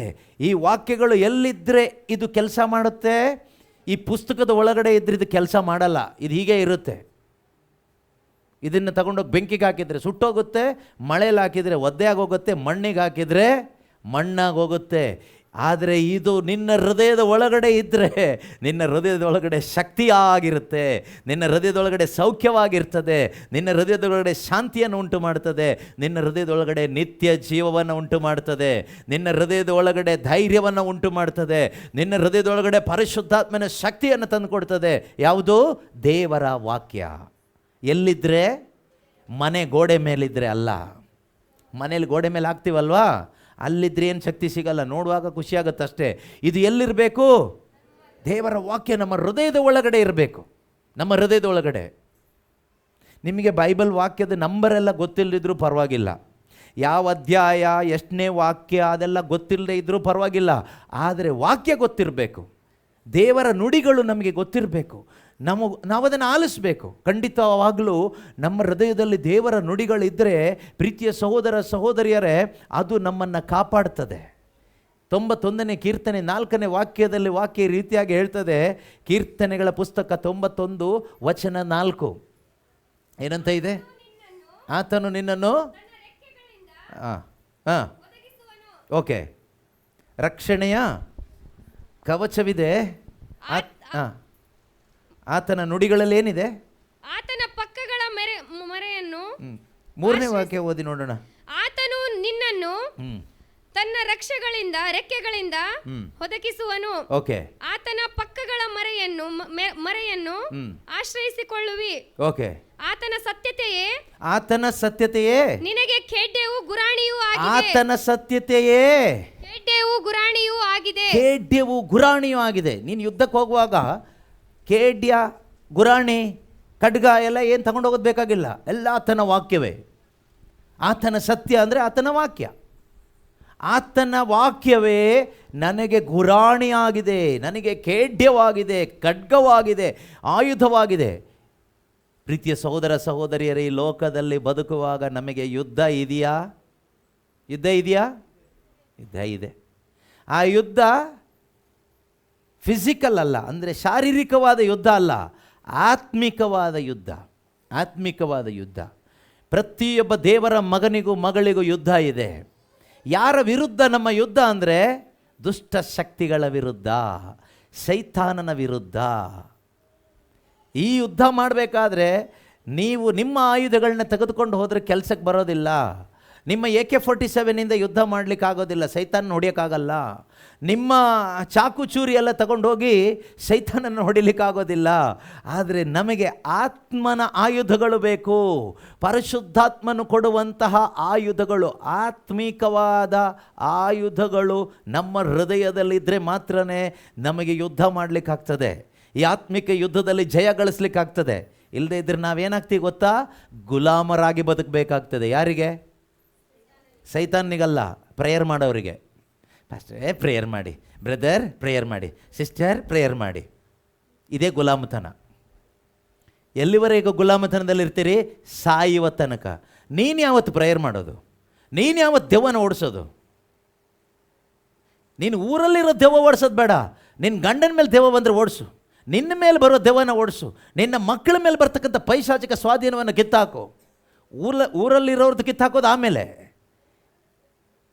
ಆದ್ದರಿಂದ ನೀವು ಯುದ್ಧ ಮಾಡಲಿಕ್ಕೆ ಸಾಧ್ಯವಾಗಬೇಕಾದ್ರೆ ನೀವು ಆಯುಧಗಳನ್ನು ಧರಿಸ್ಕೋಬೇಕು. ಅರ್ಥ ಆಗ್ತಿದೆಯಾ? ಯೇಸು ಸ್ವಾಮಿ ತಮ್ಮ ವಾಕ್ಯವನ್ನು ಎಲ್ರಿಗೂ ಒಂದೇ ರೀತಿಯಲ್ಲಿ ಕೊಡ್ತಾರೆ. ನನಗೆ ಒಂದು ರೀತಿಯಲ್ಲಿ, ನಿಮಗೊಂದು ರೀತಿಯಲ್ಲಿ ಅಲ್ಲ. ನಾವು ಹೇಗೆ ಸ್ವೀಕಾರ ಮಾಡ್ತೀವಿ ಅನ್ನೋದು ತುಂಬ ಮುಖ್ಯ. ನೀವು ಅದನ್ನು ಪೂರ್ತಿಯಾಗಿ ಇದು ನನಗೆ ಹೇಳ್ತಾ ಇದ್ದಾರೆ, ದೇವರು ನನಗೆ ಮಾತಾಡ್ತಾ ಇದ್ದಾರೆ, ಆಮೇನ್ ಇದು ನನಗೆ ಅಂತ ತಗೊಂಡ್ರೆ ಅದು ನಿನಗೆ. ಇವ್ರು ಏನೋ ಹೇಳ್ತಾ ಇದ್ದಾರೆ ಕೇಳಿಸ್ಕೊಳ್ಳೋಣ ಅಂದರೆ ಕೇಳಿಸ್ಕೊಳ್ತೀಯಾ? ಹೋಗ್ತದೆ ತಲೆ ಮೇಲೆ ಅಷ್ಟೇ. ದೇವರು ನನಗೆ ಕೊಡ್ತಾ ಇದ್ದಾರೆ, ಇದೊಂದು ದೊಡ್ಡ ಸೌಭಾಗ್ಯ, ಇದು ದೊಡ್ಡ ಆಶೀರ್ವಾದ, ಸಾವಿರಾರು ಚಿನ್ನ ಬೆಳ್ಳಿ ನಾಣ್ಯಕ್ಕಿಂತ ಬೆಲೆ ಉಳ್ಳ ದೇವರ ವಾಕ್ಯ. ದೇವರು ನನ್ನ ಮೇಲೆ ಕರುಣೆ ತೋರಿ ನನಗೆ ಇದನ್ನು ಕೊಡ್ತಾ ಇದ್ದಾರೆ, ಅಪ್ಪ ಸ್ತೋತ್ರ ಎಂದು ದೀನತೆಯಿಂದ ನೀನು ತೆಗೆದುಕೊಳ್ಳೋದಾದ್ರೆ ಈ ವಾಕ್ಯ ನಿನ್ನ ಒಳಗಡೆ ಬಂದು ಸೇರಿಕೊಂಡು ನಿನ್ನ ಒಳಗಡೆ ಇದು ಕೆಲಸ ಮಾಡ್ತದೆ. ನೀವು ಹೇಗೆ ತೆಗೆದುಕೊಳ್ತೀರಿ ಅನ್ನೋದು ಮುಖ್ಯ. ಕತೆ ಕೇಳಲಿಕ್ಕೆ ಕೂತ್ಕೊಂಡು ಹಾಗೆ ಕೂತ್ಕೊಂಡ್ರೆ ನಿಮಗೇನು ಸಿಗೋಲ್ಲ, ಕತೆ ಸಿಗ್ತದೆ. ನಾನಿಲ್ಲಿ ಯಾವುದು ಕತೆ ಹೇಳ್ತಾ ಇಲ್ಲ, ನಾನು ನನ್ನ ಬಗ್ಗೆ ಹೇಳ್ತಾ ಇಲ್ಲ, ಅಥವಾ ಇನ್ಯಾವುದೋ ಮನುಷ್ಯನ ಬಗ್ಗೆ ಹೇಳ್ತಾ ಇಲ್ಲ. ಇಲ್ಲಿ ನಾವು ಹೇಳ್ತಾ ಇರೋದು ಈ 3 ದಿವಸಗಳಿಂದ ಒಬ್ಬರ ಬಗ್ಗೆ ಮಾತ್ರನೇ. ಭೂಮಿಯನ್ನು ಆಕಾಶವನ್ನು ಸೃಷ್ಟಿ ಮಾಡಿದ ಸೃಷ್ಟಿಕರ್ತನು ರಕ್ಷಕನೂ ಆದ ಯೇಸು ಕ್ರಿಸ್ತನ ಬಗ್ಗೆ ಹೇಳ್ತಾ ಇದ್ದೇವೆ. ದೇವರ ಬಗ್ಗೆ ಹೇಳ್ತಾ ಇದ್ದೇವೆ. ದೇವರ ವಾಕ್ಯದ ಬಗ್ಗೆ ಹೇಳ್ತಾ ಇದ್ದೇವೆ. ಅದರಿಂದ ಇದು ಯಾರಿಗೆ ಬೇಕು ಕೇಳಿದರೆ, ದೇವರ ವಾಕ್ಯ ಕ್ರೈಸ್ತರಿಗಾಗಿ ಅಲ್ಲ, ದೇವರ ವಾಕ್ಯ ಎಲ್ಲ ಮನುಷ್ಯನಿಗಾಗಿ. ದೇವರ ವಾಕ್ಯ ಯಾರಿಗೆಲ್ಲ ಬೇಕು ಕೇಳಿದರೆ, ರೋಗಿಗಳಿಗಾಗಿ ಅಲ್ಲ, ಕಷ್ಟದಲ್ಲಿರುವವರಿಗಾಗಿ ಅಲ್ಲ, ಸಾಲದಲ್ಲಿರುವವರಿಗಾಗಿ ಅಲ್ಲ, ಎಲ್ಲ ಮನುಷ್ಯನಿಗೂ ದೇವರ ವಾಕ್ಯ ಬೇಕು. ಪ್ರತಿಯೊಬ್ಬ ಮನುಷ್ಯನಿಗೂ ವಾಕ್ಯಗಳು ಬೇಕು. ಈ ಭೂಮಿಯಲ್ಲಿ ಹುಟ್ಟುವ ಪ್ರತಿಯೊಬ್ಬರಿಗೂ ಕೂಡ ದೇವರ ವಾಕ್ಯಗಳು ಬೇಕು. ಹಾಗಾದರೆ ಎಲ್ಲ ಮನುಷ್ಯನಿಗೂ ದೇವರ ವಾಕ್ಯ ಬೇಕಾದರೆ ಸಭೆಗೆ ಬರುವ ನಮಗೆ ಇನ್ನೆಷ್ಟೋ ಹೆಚ್ಚಾಗಿ ಬೇಕು. ಹೊರಗಡೆ ಇರೋರಿಗೂ ಬೇಕೇ ಬೇಕು. ಹಾಗಾದರೆ ಒಳಗಡೆ ಇರುವ ನಮಗಿನ್ನೆಷ್ಟು ಬೇಕು? ಪ್ರತಿದಿನ ಬೇಕು. ಇನ್ನು ಎಷ್ಟೋ ಹೆಚ್ಚಾಗಿ ನಮ್ಮ ಒಳಗಡೆ ಈ ವಾಕ್ಯಗಳು ಬೇಕು. ಪ್ರೀತಿಯ ಸಹೋದರ ಸಹೋದರಿಯರೇ, ಆತನ ವಾಕ್ಯದಲ್ಲಿ ರಕ್ಷಣೆಯ ಕವಚವಿದೆ. ರಕ್ಷಣೆಯ ಕವಚ, ಖೇಡ್ಯ ಯಾವುದರಲ್ಲಿದೆ? ಎಣ್ಣೆಯಲ್ಲಿಲ್ಲ, ನೀರಲ್ಲಿಲ್ಲ, ಉಪ್ಪಲ್ಲಿಲ್ಲ. ಉಪ್ಪು ನೀರು ಎಣ್ಣೆ ಎಲ್ಲ ತಗೊಂಡು ಹೋಗ್ತಿರಲ್ಲ ಕೆಲವರು, ಬ್ಲೆಸ್ ಮಾಡಿ ಅಲ್ಲಿ ಇಲ್ಲಿ ಹಾಕಲಿಕ್ಕೆ. ಅದರಲ್ಲಿ ನಿಮ್ಮ ಆತ್ಮಕ್ಕೆ ರಕ್ಷಣೆಯ ಕವಚ ಸಿಗೋದಿಲ್ಲ. ಏನೋ ಅಲ್ಲಿ ಇಲ್ಲಿ ಅದು ಇದು ಇದ್ರೆ ಸ್ವಲ್ಪ ಬೆಳೆ ಚೆನ್ನಾಗಿಲ್ಲ, ಬೆಳೆ ಮೇಲೆ ಹಾಕಿದರೆ ಬೆಳೆ ಚೆನ್ನಾಗಾಗ್ಬೋದು. ಬೆಳೆ ಚೆನ್ನಾಗಾಗಿದೆ ಆದರೆ ನಿನ್ನ ಹೃದಯ ಸರಿಯಾಗಿಲ್ಲ ಅಂದರೆ ಏನು ಮಾಡ್ತೀಯ ಅಲ್ವಾ? ಆದ್ದರಿಂದ ಪ್ರೀತಿಯ ಸಹೋದರ ಸಹೋದರಿಯರೇ, ಈ ಆತ್ಮೀಕವಾದ ಯುದ್ಧ ಮಾಡಲಿಕ್ಕೆ ನಾವು ಶಕ್ತರಾಗಬೇಕಾದರೆ ಮುಖ್ಯವಾಗಿ ಕೆಲವೊಂದು ವಿಷಯಗಳು ನಮಗೆ ಗೊತ್ತಿರಬೇಕು, ಕೆಲವೊಂದು ಸತ್ಯಗಳು ನಮಗೆ ಗೊತ್ತಿರಬೇಕು. ಈ ಸತ್ಯದ ಅರಿವು ನಮಗೇನು ಕೊಡ್ತದೆ? ಬಿಡುಗಡೆ ಕೊಡ್ತದೆ, ಸ್ವಾತಂತ್ರ್ಯ ಕೊಡ್ತದೆ. ಆದ್ದರಿಂದ ಮೊಟ್ಟ ಮೊದಲನೇದಾಗಿ ಒಬ್ಬ ಮನುಷ್ಯನಲ್ಲಿ, ಕೇಳಿಸ್ಕೊಳ್ಳಿ, ಮೊಟ್ಟ ಮೊದಲನೇದಾಗಿ ಒಬ್ಬ ಮನುಷ್ಯನಲ್ಲಿ ಈ ಒಂದು ಆತ್ಮೀಕವಾದ ಯುದ್ಧವನ್ನು ಮಾಡಲಿಕ್ಕೆ ಸಾಧ್ಯವಾಗಬೇಕಾದರೆ, ಶೈತಾನನ ಕುತಂತ್ರಗಳನ್ನು ಅರಿತು ಆತನ ಕಾರ್ಯಗಳನ್ನು ಲಯ ಮಾಡಲಿಕ್ಕೆ ಸಾಧ್ಯವಾಗಬೇಕಾದರೆ ಮೊಟ್ಟ ಮೊದಲನೇದಾಗಿ ಅವನಲ್ಲಿ ಪರಿಶುದ್ಧಾತ್ಮರಿರಬೇಕು. ಯಾರಿರಬೇಕು? ನೀವು ಪರೀಕ್ಷೆ ಮಾಡಿ ನೋಡಿ ನಿಮ್ಮಲ್ಲಿ ಪರಿಶುದ್ಧಾತ್ಮರು ಇದ್ದಾರೋ ಇಲ್ವೋ ಅಂತ. ನನಗೆ ಗೊತ್ತಿಲ್ಲ ನಿಮ್ಮಲ್ಲಿ ಯಾವ ಆತ್ಮ ಇದೆ ಅಂತ, ಆಯಿತಾ? ನಿಮ್ಮನ್ನು ನೀವೇ ಪರೀಕ್ಷಿಸಿ ನೋಡಬೇಕು. ಹೇಗೆ ಪರೀಕ್ಷಿಸಿ ನೋಡೋದು? ನೀವೆಲ್ಲ ಮೇಕಪ್ ಎಲ್ಲ ಮಾಡಿ ಆದಮೇಲೆ ಎಲ್ಲ ಕರೆಕ್ಟಾಗಿದೆಯಾ ಅಂತ ಹೇಗೆ ಪರೀಕ್ಷೆ ಮಾಡ್ತೀರಾ? ಯಾರನ್ನಾದರೂ ಕೇಳ್ತೀರಾ? ಏನು ಮಾಡ್ತೀರಿ? ಕನ್ನಡಿಲಿ ಕರೆಕ್ಟ್, ಇವರು ಹುಷಾರಾಗ್ತಿದ್ದಾರೆ ನೋಡಿ. ಕನ್ನಡಿ ಮುಂದೆ ನಿಂತ್ಕೊಂಡು ನೋಡುವಾಗ ಗೊತ್ತಾಗುತ್ತೆ ಎಲ್ಲ ಕರೆಕ್ಟಾಗಿ ಸೆಟ್ ಆಗಿದೆಯಾ ಅಂತ. ಕರೆಕ್ಟಾ? ಅದೇ ರೀತಿಯಲ್ಲಿ ನೀವು ಈ ಕನ್ನಡಿ ಮುಂದೆ ನಿಂತ್ಕೊಂಡು ನೋಡಬೇಕು. ಇದು ಆತ್ಮದ ಕನ್ನಡಿ. ದೇವರ ವಾಕ್ಯ, ಪವಿತ್ರ ಬೈಬಲ್ ಪುಸ್ತಕ ಇದೆಯಲ್ವಾ, ಇದು ಮನುಷ್ಯನ ಆತ್ಮೀಕ ಕನ್ನಡಿ, ಪ್ರತಿಯೊಬ್ಬ ಮನುಷ್ಯನ ಆತ್ಮೀಕ ಕನ್ನಡಿ. ಈ ಕನ್ನಡಿ ಮುಂದೆ 3 ದಿವಸದಿಂದ ನಿಂತ್ಕೊಂಡಿದ್ದೀರಿ ನೀವು. ಎಷ್ಟು ಜನ ಏನೇನು ನೋಡಿದ್ರೋ ಗೊತ್ತಿಲ್ಲ. ಕೆಲವರು ಊಟ ಮಾಡ್ಕೊಂಡು ಹೋದವರು ಇದ್ದಾರೆ, ಕೆಲವರು ಕೈ ತಟ್ಕೊಂಡು ಹೋದವರು ಇದ್ದಾರೆ, ಕೆಲವರು ಸುಮ್ಮನೆ ಬಂದು ಹೋದವರು ಇದ್ದಾರೆ, ಕೆಲವರು ನಿದ್ದೆ ಮಾಡ್ಕೊಂಡು ಹೋದವರು ಇದ್ದಾರೆ. ಕೆಲವರು ಮಾತ್ರ ಸರಿಯಾಗಿ ಮುಖ ನೋಡಿಕೊಂಡು ಎಲ್ಲೆಲ್ಲಿ ಏನೇನು ಸರಿಪಡಿಸ್ಕೋಬೇಕೋ ಸರಿಪಡಿಸ್ಕೊಂಡು ಹೋದವರು ಇದ್ದಾರೆ. ಅವರು ಭಾಗ್ಯವಂತರು, ಅವರು ಮಾತ್ರನೇ ಭಾಗ್ಯವಂತರು. ಮಿಕ್ಕವರೆಲ್ಲ ಡಮ್ಮಿ, ಏನು ಪ್ರಯೋಜನ ಇಲ್ಲ, ಕೆಲಸಕ್ಕೆ ಬರೋದಿಲ್ಲ. ಸುಮ್ಮನೆ ಬಂದರು, ತಿಂದರು, ಕುಣಿದ್ರು, ಹೋದರು, ಕೈ ತಟ್ಟಿದ್ರು ಅಷ್ಟೇ, ಅವ್ರು ಮತ್ತೆ ಬರ್ತಾರೆ. ಆದರೆ ಈ ಮುಖ ನೋಡ್ಕೋಬೇಕು. 3 ದಿನ ನಿಮಗೆ ಸಾರಲ್ಪಟ್ಟ ವಾಕ್ಯಗಳಲ್ಲಿ ನಿನ್ನ ಹೃದಯವನ್ನು ಇಟ್ಟು ನೋಡಬೇಕು, ನಾನು ಎಲ್ಲಿದ್ದೀನಿ. ಆದಾಮನಿಗೆ ದೇವರೊಂದು ಪ್ರಶ್ನೆ ಕೇಳ್ತಾರೆ, ವೇರ್ ಆರ್ ಯು? ನೀನು ಎಲ್ಲಿದ್ದೀಯಪ್ಪ? ನೀನು ಎಲ್ಲಿದ್ದೀಯಾ? ಮಿಸ್ ಆಗಿಬಿಟ್ಟಿದೆಯಲ್ಲ. ನಾನು ನಿನ್ನನ್ನು ಸೃಷ್ಟಿ ಮಾಡಿ, ನನ್ನ ಹೋಲಿಕೆಯಲ್ಲಿ ಸೃಷ್ಟಿ ಮಾಡಿ, ನನಗೋಸ್ಕರ ಸೃಷ್ಟಿ ಮಾಡಿ, ನನ್ನ ಮಹಿಮೆಗಾಗಿ ನಿನ್ನನ್ನು ಸೃಷ್ಟಿ ಮಾಡಿ, ಏದೇನು ತೋಟದಲ್ಲಿ ನಾನು ನಿನ್ನನ್ನು ಇರಿಸಿದೆ, ನಿನಗೊಂದು ಜೀವನ ಸಂಗಾತಿಯನ್ನು ಕೊಟ್ಟೆ. ಆದರೆ ನೀನು ಇವತ್ತು ಎಲ್ಲಿದ್ದೀಯಾ? ಕಳೆದೋಗ್ಬಿಟ್ಟಿದೆಯಾ? ನಮ್ಮಲ್ಲಿ ಅನೇಕರು ಕಳೆದು ಹೋದವರು ಇದ್ದೀರಿ. ಇಲ್ಲಿ ಯೇಸು ಸ್ವಾಮಿ ಕಳೆದು ಹೋದ ಒಂದು ಕುರಿಮರಿಯನ್ನು ಹುಡುಕಿಕೊಂಡು ಬಂದ ಹಾಗೆ ಇವತ್ತು ಇಲ್ಲಿಗೆ ಬಂದಿದ್ದಾರೆ. ಕಳೆದು ಹೋದವ್ರನ್ನ ಹುಡುಕಿಕೊಂಡು ಬಂದಿದ್ದಾರೆ. ಯಾಕೆ ಅಂದರೆ ಕಂಡುಕೊಳ್ಳಿಕ್ಕೋಸ್ಕರ. ದೇವರು ನಮ್ಮನ್ನು ಪ್ರೀತಿಸ್ತಾರೆ, ದೇವರಿಗೆ ನಮ್ಮ ಮೇಲೆ ಪ್ರೀತಿ ಇದೆ. ಆ ಪ್ರೀತಿ ಇರೋದ್ರಿಂದನೇ ಕಳೆದು ಹೋದ ಕುರಿಮರಿಯಾಗಿರ್ತಕ್ಕಂಥ ನಮ್ಮೊಬ್ಬೊಬ್ಬರನ್ನ ಹುಡುಕಿಕೊಂಡು ಯೇಸು ಕ್ರಿಸ್ತನು ಇಲ್ಲಿಗೆ ಬಂದಿದ್ದಾರೆ. ನಾವು ನಾಶವಾಗಿ ಹೋಗೋದವರು ಬಯಸೋದಿಲ್ಲ, ನಾವೆಲ್ಲರೂ ಕೂಡ ರಕ್ಷಣೆ ಹೊಂದುವುದನ್ನು ಅವರು ಬಯಸ್ತಾರೆ. ನಾವು ಬಂಧನದಲ್ಲಿ ಬದುಕೋದನ್ನು ದೇವರು ಬಯಸ್ತಾ ಇಲ್ಲ.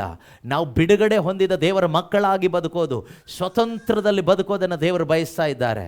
ಬಟ್ ನೀನು ಬಯಸಬೇಕು ಅದನ್ನು. ಯಾರು ಬಯಸಬೇಕು? ದೇವರು ಮಾತ್ರ ಬಯಸಿದರೆ ಸಾಕಾ? ಸ್ವಲ್ಪ ಮುಂದೆ ಬನ್ನಿ. ನಾವು ಮಾತ್ರ, ದೇವರು ಮಾತ್ರ ಬಯಸಿದರೆ ಸಾಕಾ? ಈಗ ಒಬ್ಬ ರೋಗಿ ಇರ್ತಾನೆ, ನಿನ್ನೆ ಉದಾಹರಣೆ ತಗೊಳ್ಳೋಣ, ಕ್ಯಾನ್ಸರ್ ರೋಗಿ. ಕ್ಯಾನ್ಸರ್ ಇರುವ ಒಬ್ಬ ರೋಗಿ ಇರ್ತಾನೆ. ಈಗ ಕ್ಯಾನ್ಸರ್ ವಾಸಿ ಮಾಡೋ ಒಂದು ಒಳ್ಳೆ ಡಾಕ್ಟ್ರ್ ಇದ್ದಾರೆ, ಒಂದು ಆಸ್ಪತ್ರೆ ಇದೆ, ಒಳ್ಳೆ ಒಂದು ಡಾಕ್ಟ್ರ್ ಇದ್ದಾರೆ.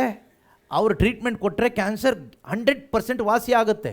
ಅದು ಯಾವುದೇ ಕ್ಯಾನ್ಸರ್ ಆದರೂ, ಎಷ್ಟೇ ದೊಡ್ಡ ಕ್ಯಾನ್ಸರ್ ಆದರೂ, ಯಾವ ಸ್ಟೇಜಲ್ಲಿದ್ದರೂ ಆ ಕ್ಯಾನ್ಸರ್ ವಾಸಿ ಆಗುತ್ತೆ. ಅಷ್ಟು ಒಳ್ಳೆ ಆಸ್ಪತ್ರೆಯೂ ಇದೆ, ಡಾಕ್ಟ್ರು ಒಬ್ಬರು ಇದ್ದಾರೆ. ಆದರೆ ಈಗ ಡಾಕ್ಟ್ರಿಗೆ ವಾಸಿ ಮಾಡಬೇಕು ಅಂತ ಆಸೆ ಇದೆ. ನನ್ನ ಹತ್ರ ಯಾರೆಲ್ಲ ರೋಗಿಗಳು ಬರ್ತಾರೋ ಅವರಿಗೆಲ್ಲ ನಾನು ವಾಸಿ ಮಾಡಬೇಕು ಅಂತ ಡಾಕ್ಟ್ರಿಗೆ ಆಸೆ ಇದೆ. ಡಾಕ್ಟ್ರಿಗೆ ಆಗುತ್ತೆ, ಸಾಮರ್ಥ್ಯನೂ ಇದೆ. ಆದರೆ ಕ್ಯಾನ್ಸರ್ ಬಂದಿರುವ ನೀನು ಅಥವಾ ರೋಗಿ ಡಾಕ್ಟ್ರ್ ಹತ್ರ ಹೋಗದೇ ಇದ್ದರೆ, ಇಲ್ಲೇ ಕೂತ್ಕೊಂಡು ಮನೇಲಿ ಕೂತ್ಕೊಂಡು ಅಲ್ಲಿ ಒಳ್ಳೆ ಡಾಕ್ಟ್ರ್ ಇದ್ದಾರೆ, ಒಳ್ಳೆ ಆಸ್ಪತ್ರೆ ಇದೆ, ಅಲ್ಲೋದ್ರೂ ವಾಸಿ ಆಗುತ್ತಪ್ಪ ಅಂಥ ಡಾಕ್ಟ್ರ್ ಬೇಕು. ಅವರೇ ನಿಜವಾದ ಡಾಕ್ಟ್ರು, ಒಳ್ಳೆ ಡಾಕ್ಟ್ರು.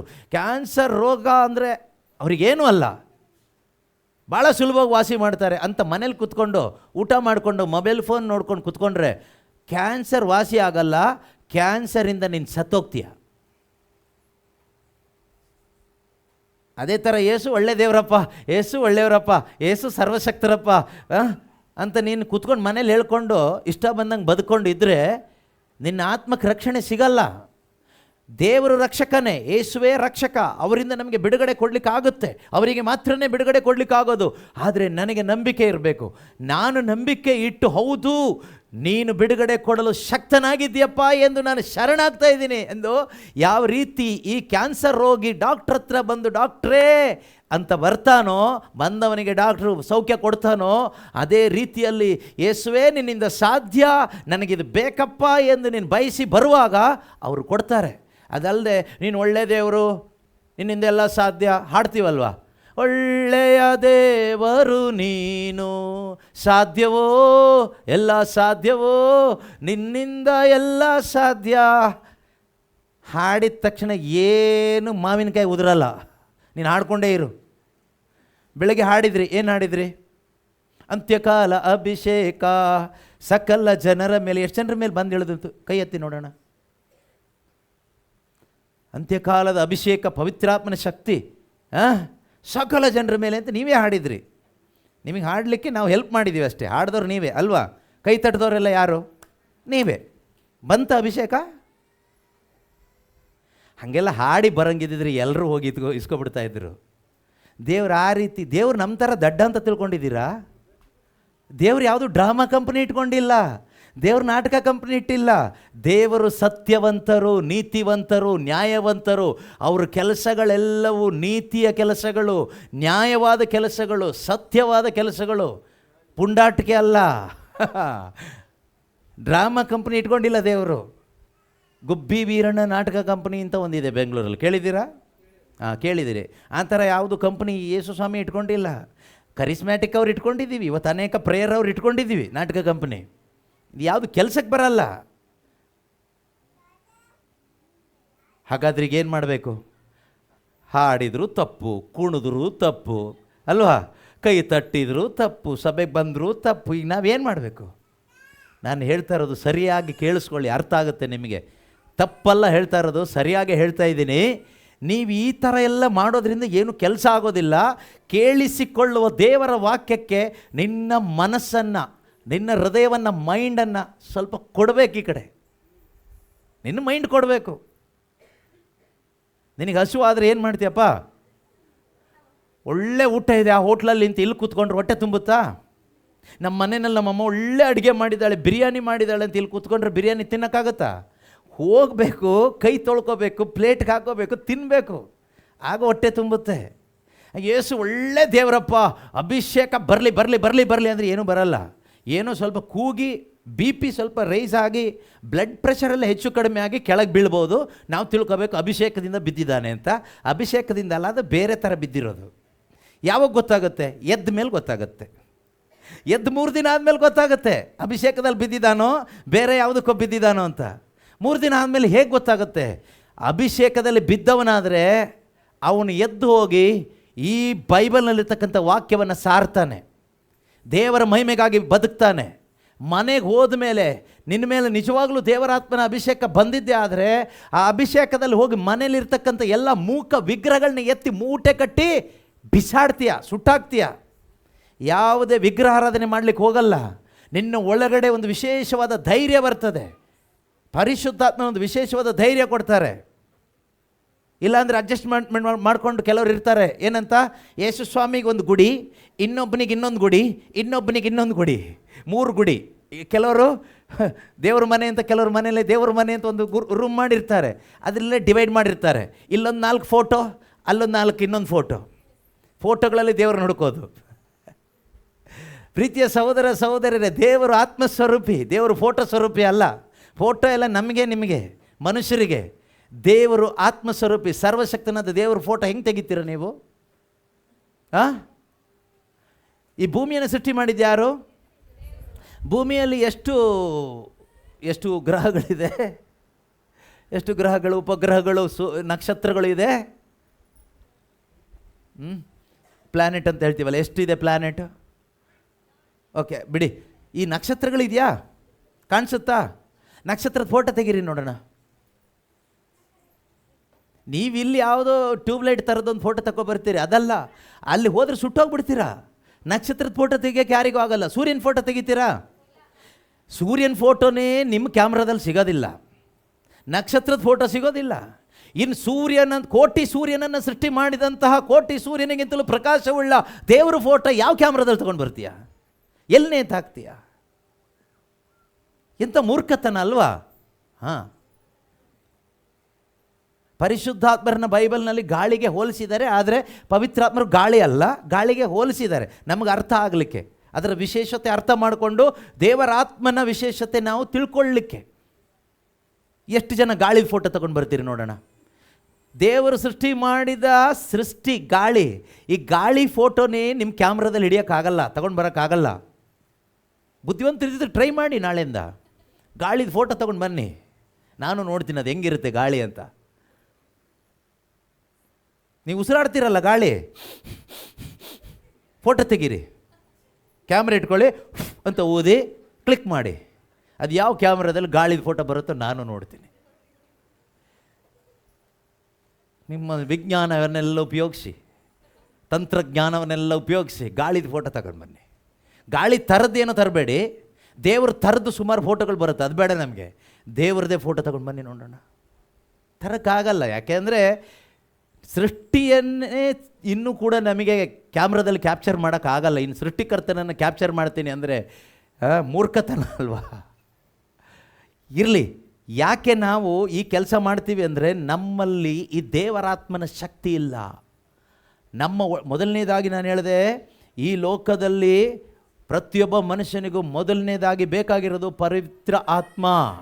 ಏನು ಬೇಕು? ಪವಿತ್ರ ಆತ್ಮ. ಪವಿತ್ರ ಆತ್ಮ ಒಬ್ಬ ಮನುಷ್ಯನಲ್ಲಿ ಬಂದಾಗ, ಅದಾದಮೇಲೆ ನಾನು ಪವಿತ್ರ ಆತ್ಮನ ಶಕ್ತಿಗೆ ಹೋಗ್ತೀನಿ. ಯಾಕಂದ್ರೆ ಸಮಯ ಇದೆ, ನೋಡೋಣ ಎಷ್ಟು ಸಮಯ ಇದೆಯೋ ಅಷ್ಟು ಸಮಯದಲ್ಲಿ. ಓಕೆ, ಮೊದಲನೇದಾಗಿ ಪವಿತ್ರಾತ್ಮ ಎಲ್ಲರಿಗೂ ಬೇಕು. ಪವಿತ್ರಾತ್ಮ ಚಿಕ್ಕವರಿಗೂ ದೊಡ್ಡವರಿಗೂ, ಕ್ರಿಶ್ಚಿಯನ್ಸ್ಗೂ ಮೊದಲು ಬೇಕು ಪವಿತ್ರಾತ್ಮ.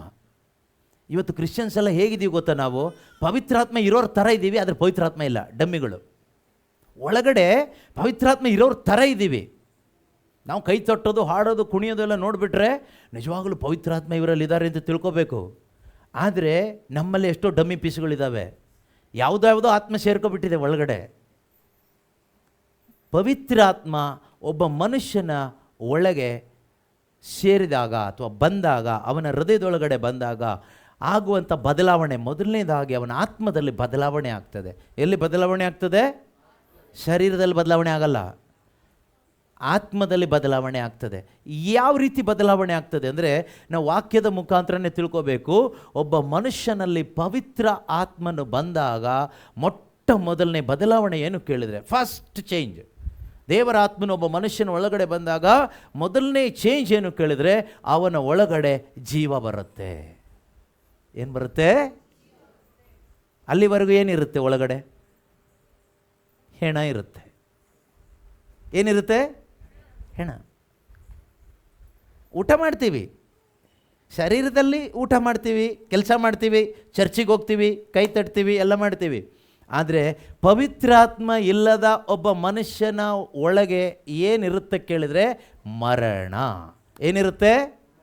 ಅದು ಸಾಧಾರಣ ಮರಣ ಅಲ್ಲ, ನಿತ್ಯ ಮರಣ. ಇದು ಯಾರಲ್ಲಿದೆ ಕೇಳಿದರೆ, ಇದು ಆದಾಮನ ಸಂತತಿಯವರಾಗಿ ಈ ಪ್ರಪಂಚದಲ್ಲಿ ಹುಟ್ಟಿದ ಎಲ್ಲ ಮನುಷ್ಯನ ಒಳಗಡೆನೂ ಈ ನಿತ್ಯ ಮರಣ ಇದೆ. ಇದಕ್ಕೆ ಕುಲ ಗೋತ್ರ ಏನೂ ಇಲ್ಲ, ಇದಕ್ಕೆ ಜಾತಿ ಧರ್ಮ ಏನಿಲ್ಲ. ಆದಾಮ ಯಾವ ಜಾತಿ ಅಂತ ಯಾರಾದರೂ ಹೇಳ್ತೀರಾ? ಏದೇನು ತೋಟದಲ್ಲಿ ದೇವರು ಮೊದಲು ಇಬ್ಬರು ಮನುಷ್ಯರನ್ನು ಸೃಷ್ಟಿ ಮಾಡಿದರು, ಗಂಡು ಹೆಣ್ಣನ್ನು. ಆದಮ್ ಮತ್ತು ಹವ್ವಳು, ಅವ್ರು ಯಾವ ಜಾತಿ? ಕ್ರಿಶ್ಚಿಯನ್ನ, ನಾನ್ ಕ್ರಿಶ್ಚಿಯನ್ನ?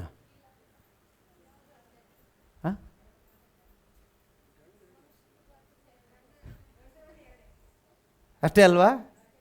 ಅಷ್ಟೇ, ಆಯಿತಾ?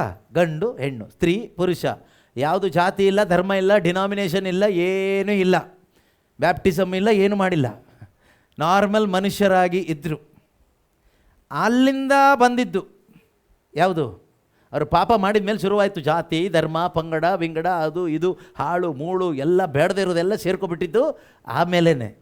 ಈ ಪಾಪದಿಂದ ಏನೆಲ್ಲ ಆಯಿತು ನೋಡಿ, ಏನೆಲ್ಲ ದುರವಸ್ಥೆ ಆಯಿತು ನೋಡಿ ಅಲ್ವಾ?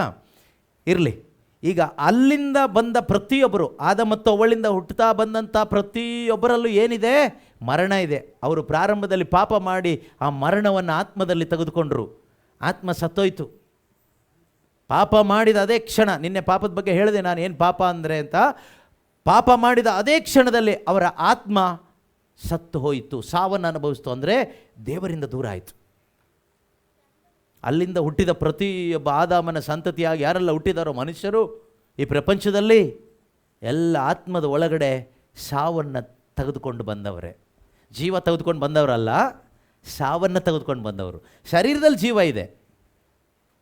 ಮೇಕೆ ಮರಿ ಹಾಕಿದ ಹಾಗೆ ನಾವು ಒಂದು ಮರಿ ಹಾಕಿದ್ವಿ, ಅದಕ್ಕೊಂದು ಜೀವ ಬಂತು. ಮೇಕೆಗೆ ಆತ್ಮದಲ್ಲಿ ಜೀವ ಇದೆಯಾ? ಅದಕ್ಕೆ ಆತ್ಮನೇ ಇಲ್ಲ ಬಿಡಿ, ಇನ್ನು ಆತ್ಮದಲ್ಲಿ ಜೀವ ಇಲ್ಲ. ಶರೀರದಲ್ಲಿ ಜೀವ ಇದೆಯಾ? ಇದೆಯಾ? ಇದೆ. ಅದು ಕೂಗುತ್ತಾ? ಮೇನುತ್ತಾ? ಅದು ಮೇಯುತ್ತಾ? ಸಗಣಿ ಹಾಕುತ್ತಾ? ತಿನ್ನುತ್ತಾ? ನಿದ್ದೆ ಮಾಡುತ್ತಾ? ಮಕ್ಕಳು ಮರಿ ಆಗುತ್ತಾ? ಅದು ಕೂಡ ದುಡಿಯುತ್ತಾ ಏನಾದರೂ? ನೀವು ಅದಕ್ಕೋಸ್ಕರ ದುಡಿಯಲ್ಲ, ಅದು ಅದರ ಯಜಮಾನಗೋಸ್ಕರ ದುಡಿಯುತ್ತೆ. ಎತ್ತು ದುಡಿಯಲ್ವಾ? ಕತ್ತೆ ದುಡಿಯಲ್ವಾ? ನಾವು ಅದೆಲ್ಲ ಮಾಡಲ್ವಾ? ಈ ಪ್ರಾಣಿಗಳ ಥರ ನಾವು ಬದುಕಲ್ವಾ? ತಿನ್ನಲ್ವಾ? ಕುಡಿಯಲ್ವಾ? ಮಲ್ಗಲ್ವಾ? ಮಕ್ಕಳು ಮರಿ ಆಗಲ್ವಾ? ದುಡಿಯಲ್ವಾ? ಅದಕ್ಕೆ ಪಾಪ ಎಕ್ಸಸೈಸ್ ಮಾಡೋಕ್ಕೆಲ್ಲ ಬರಲ್ಲ, ಮೊಬೈಲ್ ಫೋನ್ ಯೂಸ್ ಮಾಡೋಕ್ಕೆಲ್ಲ ಬರಲ್ಲ. ನಮಗೆ ಸ್ವಲ್ಪ ಬುದ್ಧಿ ಕೊಟ್ಬಿಟ್ಟಿದ್ದಾರೆ ದೇವರು, ಬ್ರೈನ್. ಸೊ ಅದರಿಂದ ನಾವೇನು ಮಾಡ್ತೀವಿ, ಸ್ವಲ್ಪ ಎಕ್ಸ್ಟ್ರಾ ಮಾಡ್ತೀವಿ. ಇದಕ್ಕೆಲ್ಲ ಎಕ್ಸ್ಟ್ರಾ ಏನು ಮಾಡಲಿಕ್ಕೆ ಬರೋದಿಲ್ಲ. ದೇವರು ಎಷ್ಟು ಸೆಟ್ ಮಾಡಿಬಿಟ್ಟಿದಾರೋ ಅಷ್ಟೇ ಮಾಡ್ಕೊಂಡು ಹೋಗುತ್ತೆ. ವ್ಯತ್ಯಾಸ ಏನು ಕೇಳಿದರೆ ನೋಡ್ಲಿಕ್ಕೆ ದೊಡ್ಡ ವ್ಯತ್ಯಾಸ ಏನೂ ಇಲ್ಲ. ಮನುಷ್ಯನಿಗೆ ಆತ್ಮ ಇದೆ, ಆದರೆ ಸತ್ತೋಗ್ಬಿಟ್ಟಿದೆ. ಅವುಗಳಿಗೆ ಆತ್ಮ ಇಲ್ಲ, ಅಷ್ಟೇ ವ್ಯತ್ಯಾಸ. ಇದೇ ಪ್ರತಿಯೊಬ್ಬ ಮನುಷ್ಯನ ದುಸ್ಥಿತಿ. ಈ ದುಸ್ಥಿತಿಯನ್ನು ಹೋಗಲಾಡಿಸ್ಲಿಕ್ಕಿರುವ ಒಂದೇ ಒಂದು ದಾರಿ, ನಿನ್ನ ಆತ್ಮದ ಒಳಗಡೆ ಅಥವಾ ಸತ್ತು ಹೋಗಿರ್ತಕ್ಕಂಥ ನಿನ್ನ ಒಳಗಡೆ ದೇವರು ಬರಬೇಕು, ಪರಿಶುದ್ಧಾತ್ಮನ ಬರಬೇಕು. ಪರಿಶುದ್ಧಾತ್ಮನ ಬಂದಾಗ ಏನಾಗುತ್ತೆ ಕೇಳಿದರೆ, ಸತ್ತು ಹೋಗಿರ್ತಕ್ಕಂಥ ನನ್ನ ಆತ್ಮಕ್ಕೆ ನಿತ್ಯವಾದ ಜೀವ ಬರುತ್ತೆ, ಹೊಸ ಜೀವ ಬರುತ್ತೆ ಪವಿತ್ರಾತ್ಮ ಬಂದಾಗ. ಅದರಿಂದ ಪ್ರತಿಯೊಬ್ಬರು ಪವಿತ್ರಾತ್ಮರನ್ನು ಸ್ವೀಕಾರ ಮಾಡಬೇಕು. ಸ್ವೀಕಾರ ಮಾಡದೇ ಇದ್ದರೆ ನಾವು ಸಾಕೋ ಮೇಕೆ ಮರಿಗೂ ನಮಗೂ ಏನು ವ್ಯತ್ಯಾಸ ಇಲ್ಲ, ಸೇಮ್, ಏನು ವ್ಯತ್ಯಾಸ ಇಲ್ಲ. ಪ್ರಾಣಿಗಳಿಗೂ ಮನುಷ್ಯನಿಗೂ ಏನು ವ್ಯತ್ಯಾಸ ಇಲ್ಲ. ಅವುಗಳಿಗೆ ದುಡ್ಡು ಮಾಡೋಕ್ಕೆ ಬರಲ್ಲ, ದುಡ್ಡು ಎಣ್ಸಕ್ಕೆ ಬರಲ್ಲ. ನಮಗೆ ಅಲ್ಲಿ ಇಲ್ಲಿ ಸುಳ್ಳು ಹೇಳಿ ಕಳ್ತನ ಮಾಡಿ ತಲೆ ಒಡೆದು ಮೋಸ ಮಾಡಿ ಏನೇನೋ ಮಾಡಿ ಒಂದಿಷ್ಟು ದುಡ್ಡು ಮಾಡಿ ದುಡ್ಡು ಎಣಿಸಿ ಇಟ್ಕೊಂಡು ಮಜಾ ಮಾಡಲಿಕ್ಕೆ ಗೊತ್ತು. ಅವುಗಳಿಗೆ ಅದು ಗೊತ್ತಿಲ್ಲ ಅಷ್ಟೇ. ಅವುಗಳು ಮಜಾ ಮಾಡ್ತವೆ, ಆದರೆ ದುಡ್ಡಿಂದ ಅಲ್ಲ, ಬೇರೆ ಥರ. ನಮಗೆ ಬುದ್ಧಿಜೀವಿಗಳಾಗಿರೋದ್ರಿಂದ ನಾವು ಬೇರೆ ಥರದಲ್ಲಿ ನಾವು ಮಜಾ ಮಾಡ್ತೀವಿ. ಅವುಗಳಿಗಷ್ಟು ಬುದ್ಧಿ ಇಲ್ಲ. ಆದರೆ ಪ್ರೀತಿಯ ಸಹೋದರ ಸಹೋದರಿಯರೇ, ಇದರಿಂದ ನಮಗೆ ನಷ್ಟ ಏನು ಗೊತ್ತಾ?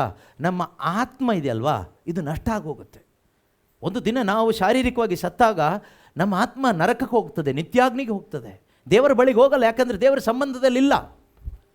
ಈಗ ದೇವರ ಸಂಬಂಧಕ್ಕೆ ಒಬ್ಬರು ಬರೋದು ಯಾವಾಗ ಗೊತ್ತಾ? ಒಬ್ಬನ ಒಳಗಡೆ ಪವಿತ್ರಾತ್ಮ ಬಂದಾಗ.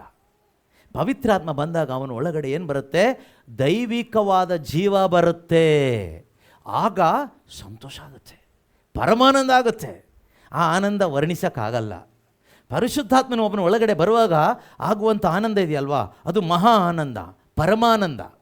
ಪರಮಾನಂದ ಅಂತ ಹೇಳ್ತೀವಲ್ವಾ. ನಮಗೆ ಆನಂದ ಆಗೋದು ಯಾವಾಗ?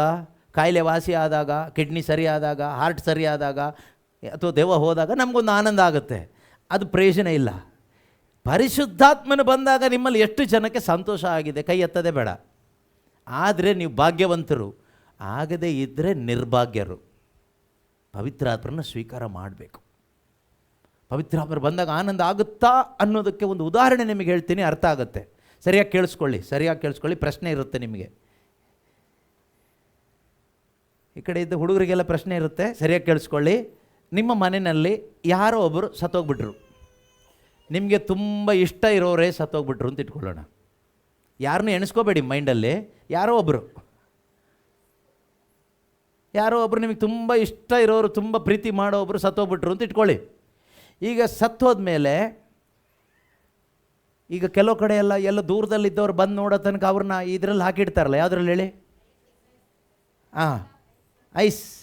ಐಸ್ ಬಾಕ್ಸ್ ಒಳಗಡೆ ಹಾಕಿಡ್ತಾರಲ್ವ, ಹೌದಾ? ಆ ರೀತಿಯಲ್ಲಿ ಇಡ್ತೀರಿ. ಹೆಣ, ನೀವು ಅವ್ರನ್ನ ಹೆಸರು ಇಡ್ತೀರೋ ಹೆಣ ಅಂತ ಹೇಳ್ತೀರೋ? ಸತ್ತ ಮೇಲೆ ನನ್ನನ್ನು ಹೆಣ ಅಂತಲೇ ಕರೆಯೋದು ನೀವು ಅಲ್ವಾ? ಅಷ್ಟೇ ಕರೆಯೋದು, ಬೇರೆ ಏನು ಕರೀತೀರ? ಸತ್ತ ಮೇಲೆ ಹೆಣನೇ, ಬದುಕಿದಾಗ ಮಾತ್ರನೇ ಹೆಸರು. ಸತ್ತ ಮೇಲೆ ಅವನ ಹೆಸರು ಹೋಯ್ತು, ಔಟೇ. ಅರ್ಥ ಆಗ್ತಿದೆಯಾ?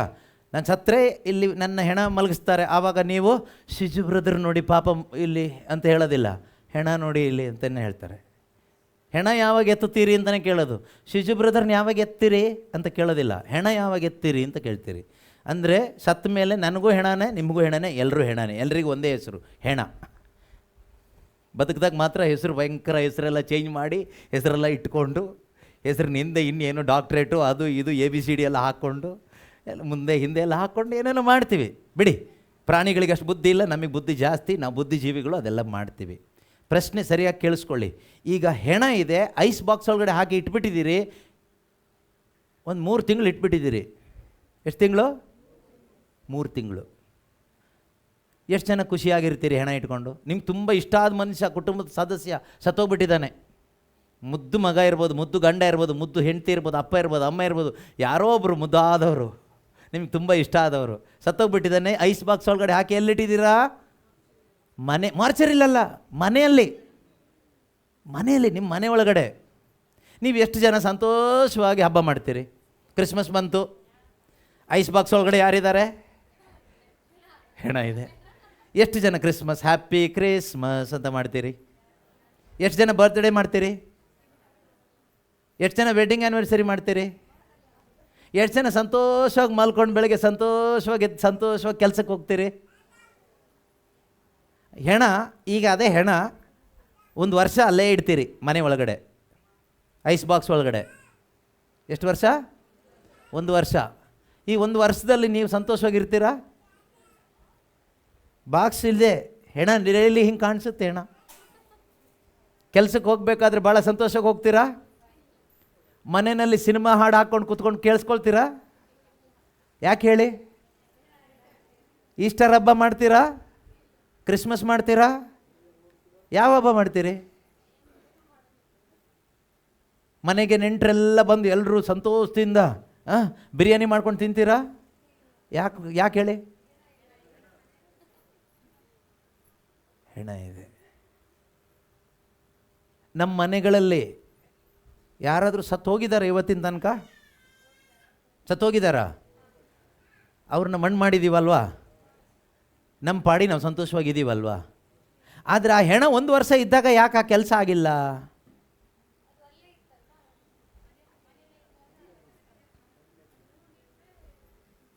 ಅದೇ ಥರನೇ ನಿನ್ನ ಆತ್ಮ ಕೂಡ ಒಂದು ಮನುಷ್ಯನೇ. ಆತ್ಮಕ್ಕೆ ಜೀವ ಇದೆ, ಆದರೆ ಈ ಆತ್ಮ ಸತ್ತೋಗ್ಬಿಟ್ಟಿದೆ, ಹೆಣ. ಈ ಹೆಣವಾಗಿರ್ತಕ್ಕಂಥ ನೀನು ಒಳಗಡೆ ಇರೋದ್ರಿಂದ, ನೀನು ಹೆಣವಾಗಿ ನೀನು ಒಳಗಡೆ ಇದೆಯಾ, ಮನೆ ಒಳಗಡೆ. ಈ ದೇಹದು ಮನೆ, ದೇಹ ಎಂಬ ಗುಡಾರ. ಈ ಗುಡಾರದ ಒಳಗಡೆ ಹೆಣ ಇಟ್ಕೊಬಿಟ್ಟು, ಸಂತೋಷ ಇಲ್ಲ ಬ್ರದರ್, ಪ್ರಾರ್ಥನೆ ಮಾಡಿ, ಯಾಕೋ ನೆಮ್ಮದಿ ಇಲ್ಲ, ಕುಡಿತಾ ಇದ್ದೀನಿ, ಎಷ್ಟು ಕುಡಿದ್ರೂ ನೆಮ್ಮದಿ ಇಲ್ಲ. ಒಳಗಡೆ ಇರುವ ಹೆಣ ಹೋಗೋ ತನಕ ನಿನಗೆ ನೆಮ್ಮದಿ ಬರಲ್ಲ. ಇದನ್ನು ತಗೊಂಡೋಗಿ ಮಣ್ಣು ಮುಚ್ಚು ಫಸ್ಟು. ಇದು ಒಳಗಡೆ ಇರೋ ಹೆಣನ ಹೆಂಗೆ ತೆಗಿಯೋದು? ಹೊರಗಡೆ ಇರೋ ಹೆಣನಾದರೆ ಏನೋ ಮಾಡಿ ಅಲ್ಲಿ ಇಲ್ಲಿ ತಳ್ಬೋದು, ಸುಟ್ಟಾಕ್ಬೋದು, ಎಲ್ಲ ಮುಚ್ಚಾಕ್ಬೋದು, ಏನೋ ಮಾಡ್ಬೋದು. ಹೆಣ ಈಗ ಒಳಗಡೆ ಸೇರ್ಕೊಬಿಟ್ಟಿದೆಯಲ್ಲ, ಈ ಹೆಣನ ಒಳಗಡೆ ಇಟ್ಕೊಂಡೇ ನೀನು ಎಲ್ಲ ಕಡೆ ಹೋಗ್ತಾ ಇರೋದು. ಈ ಹೆಣನ ಇಟ್ಕೊಂಡೇ ಹೆಣ್ಣು ನೋಡಿ ಮದುವೆ ಆಗ್ತೀಯ, ಆಮೇಲೆ ಕುಟುಂಬದಲ್ಲಿ ಸಮಾಧಾನ ಇಲ್ಲ. ಒಳಗಡೆ ಹೆಣ, ಈ ಹೆಣ ಆ ಹೆಣನ ಮದುವೆ ಆಯಿತು, ಇಬ್ಬರಲ್ಲೂ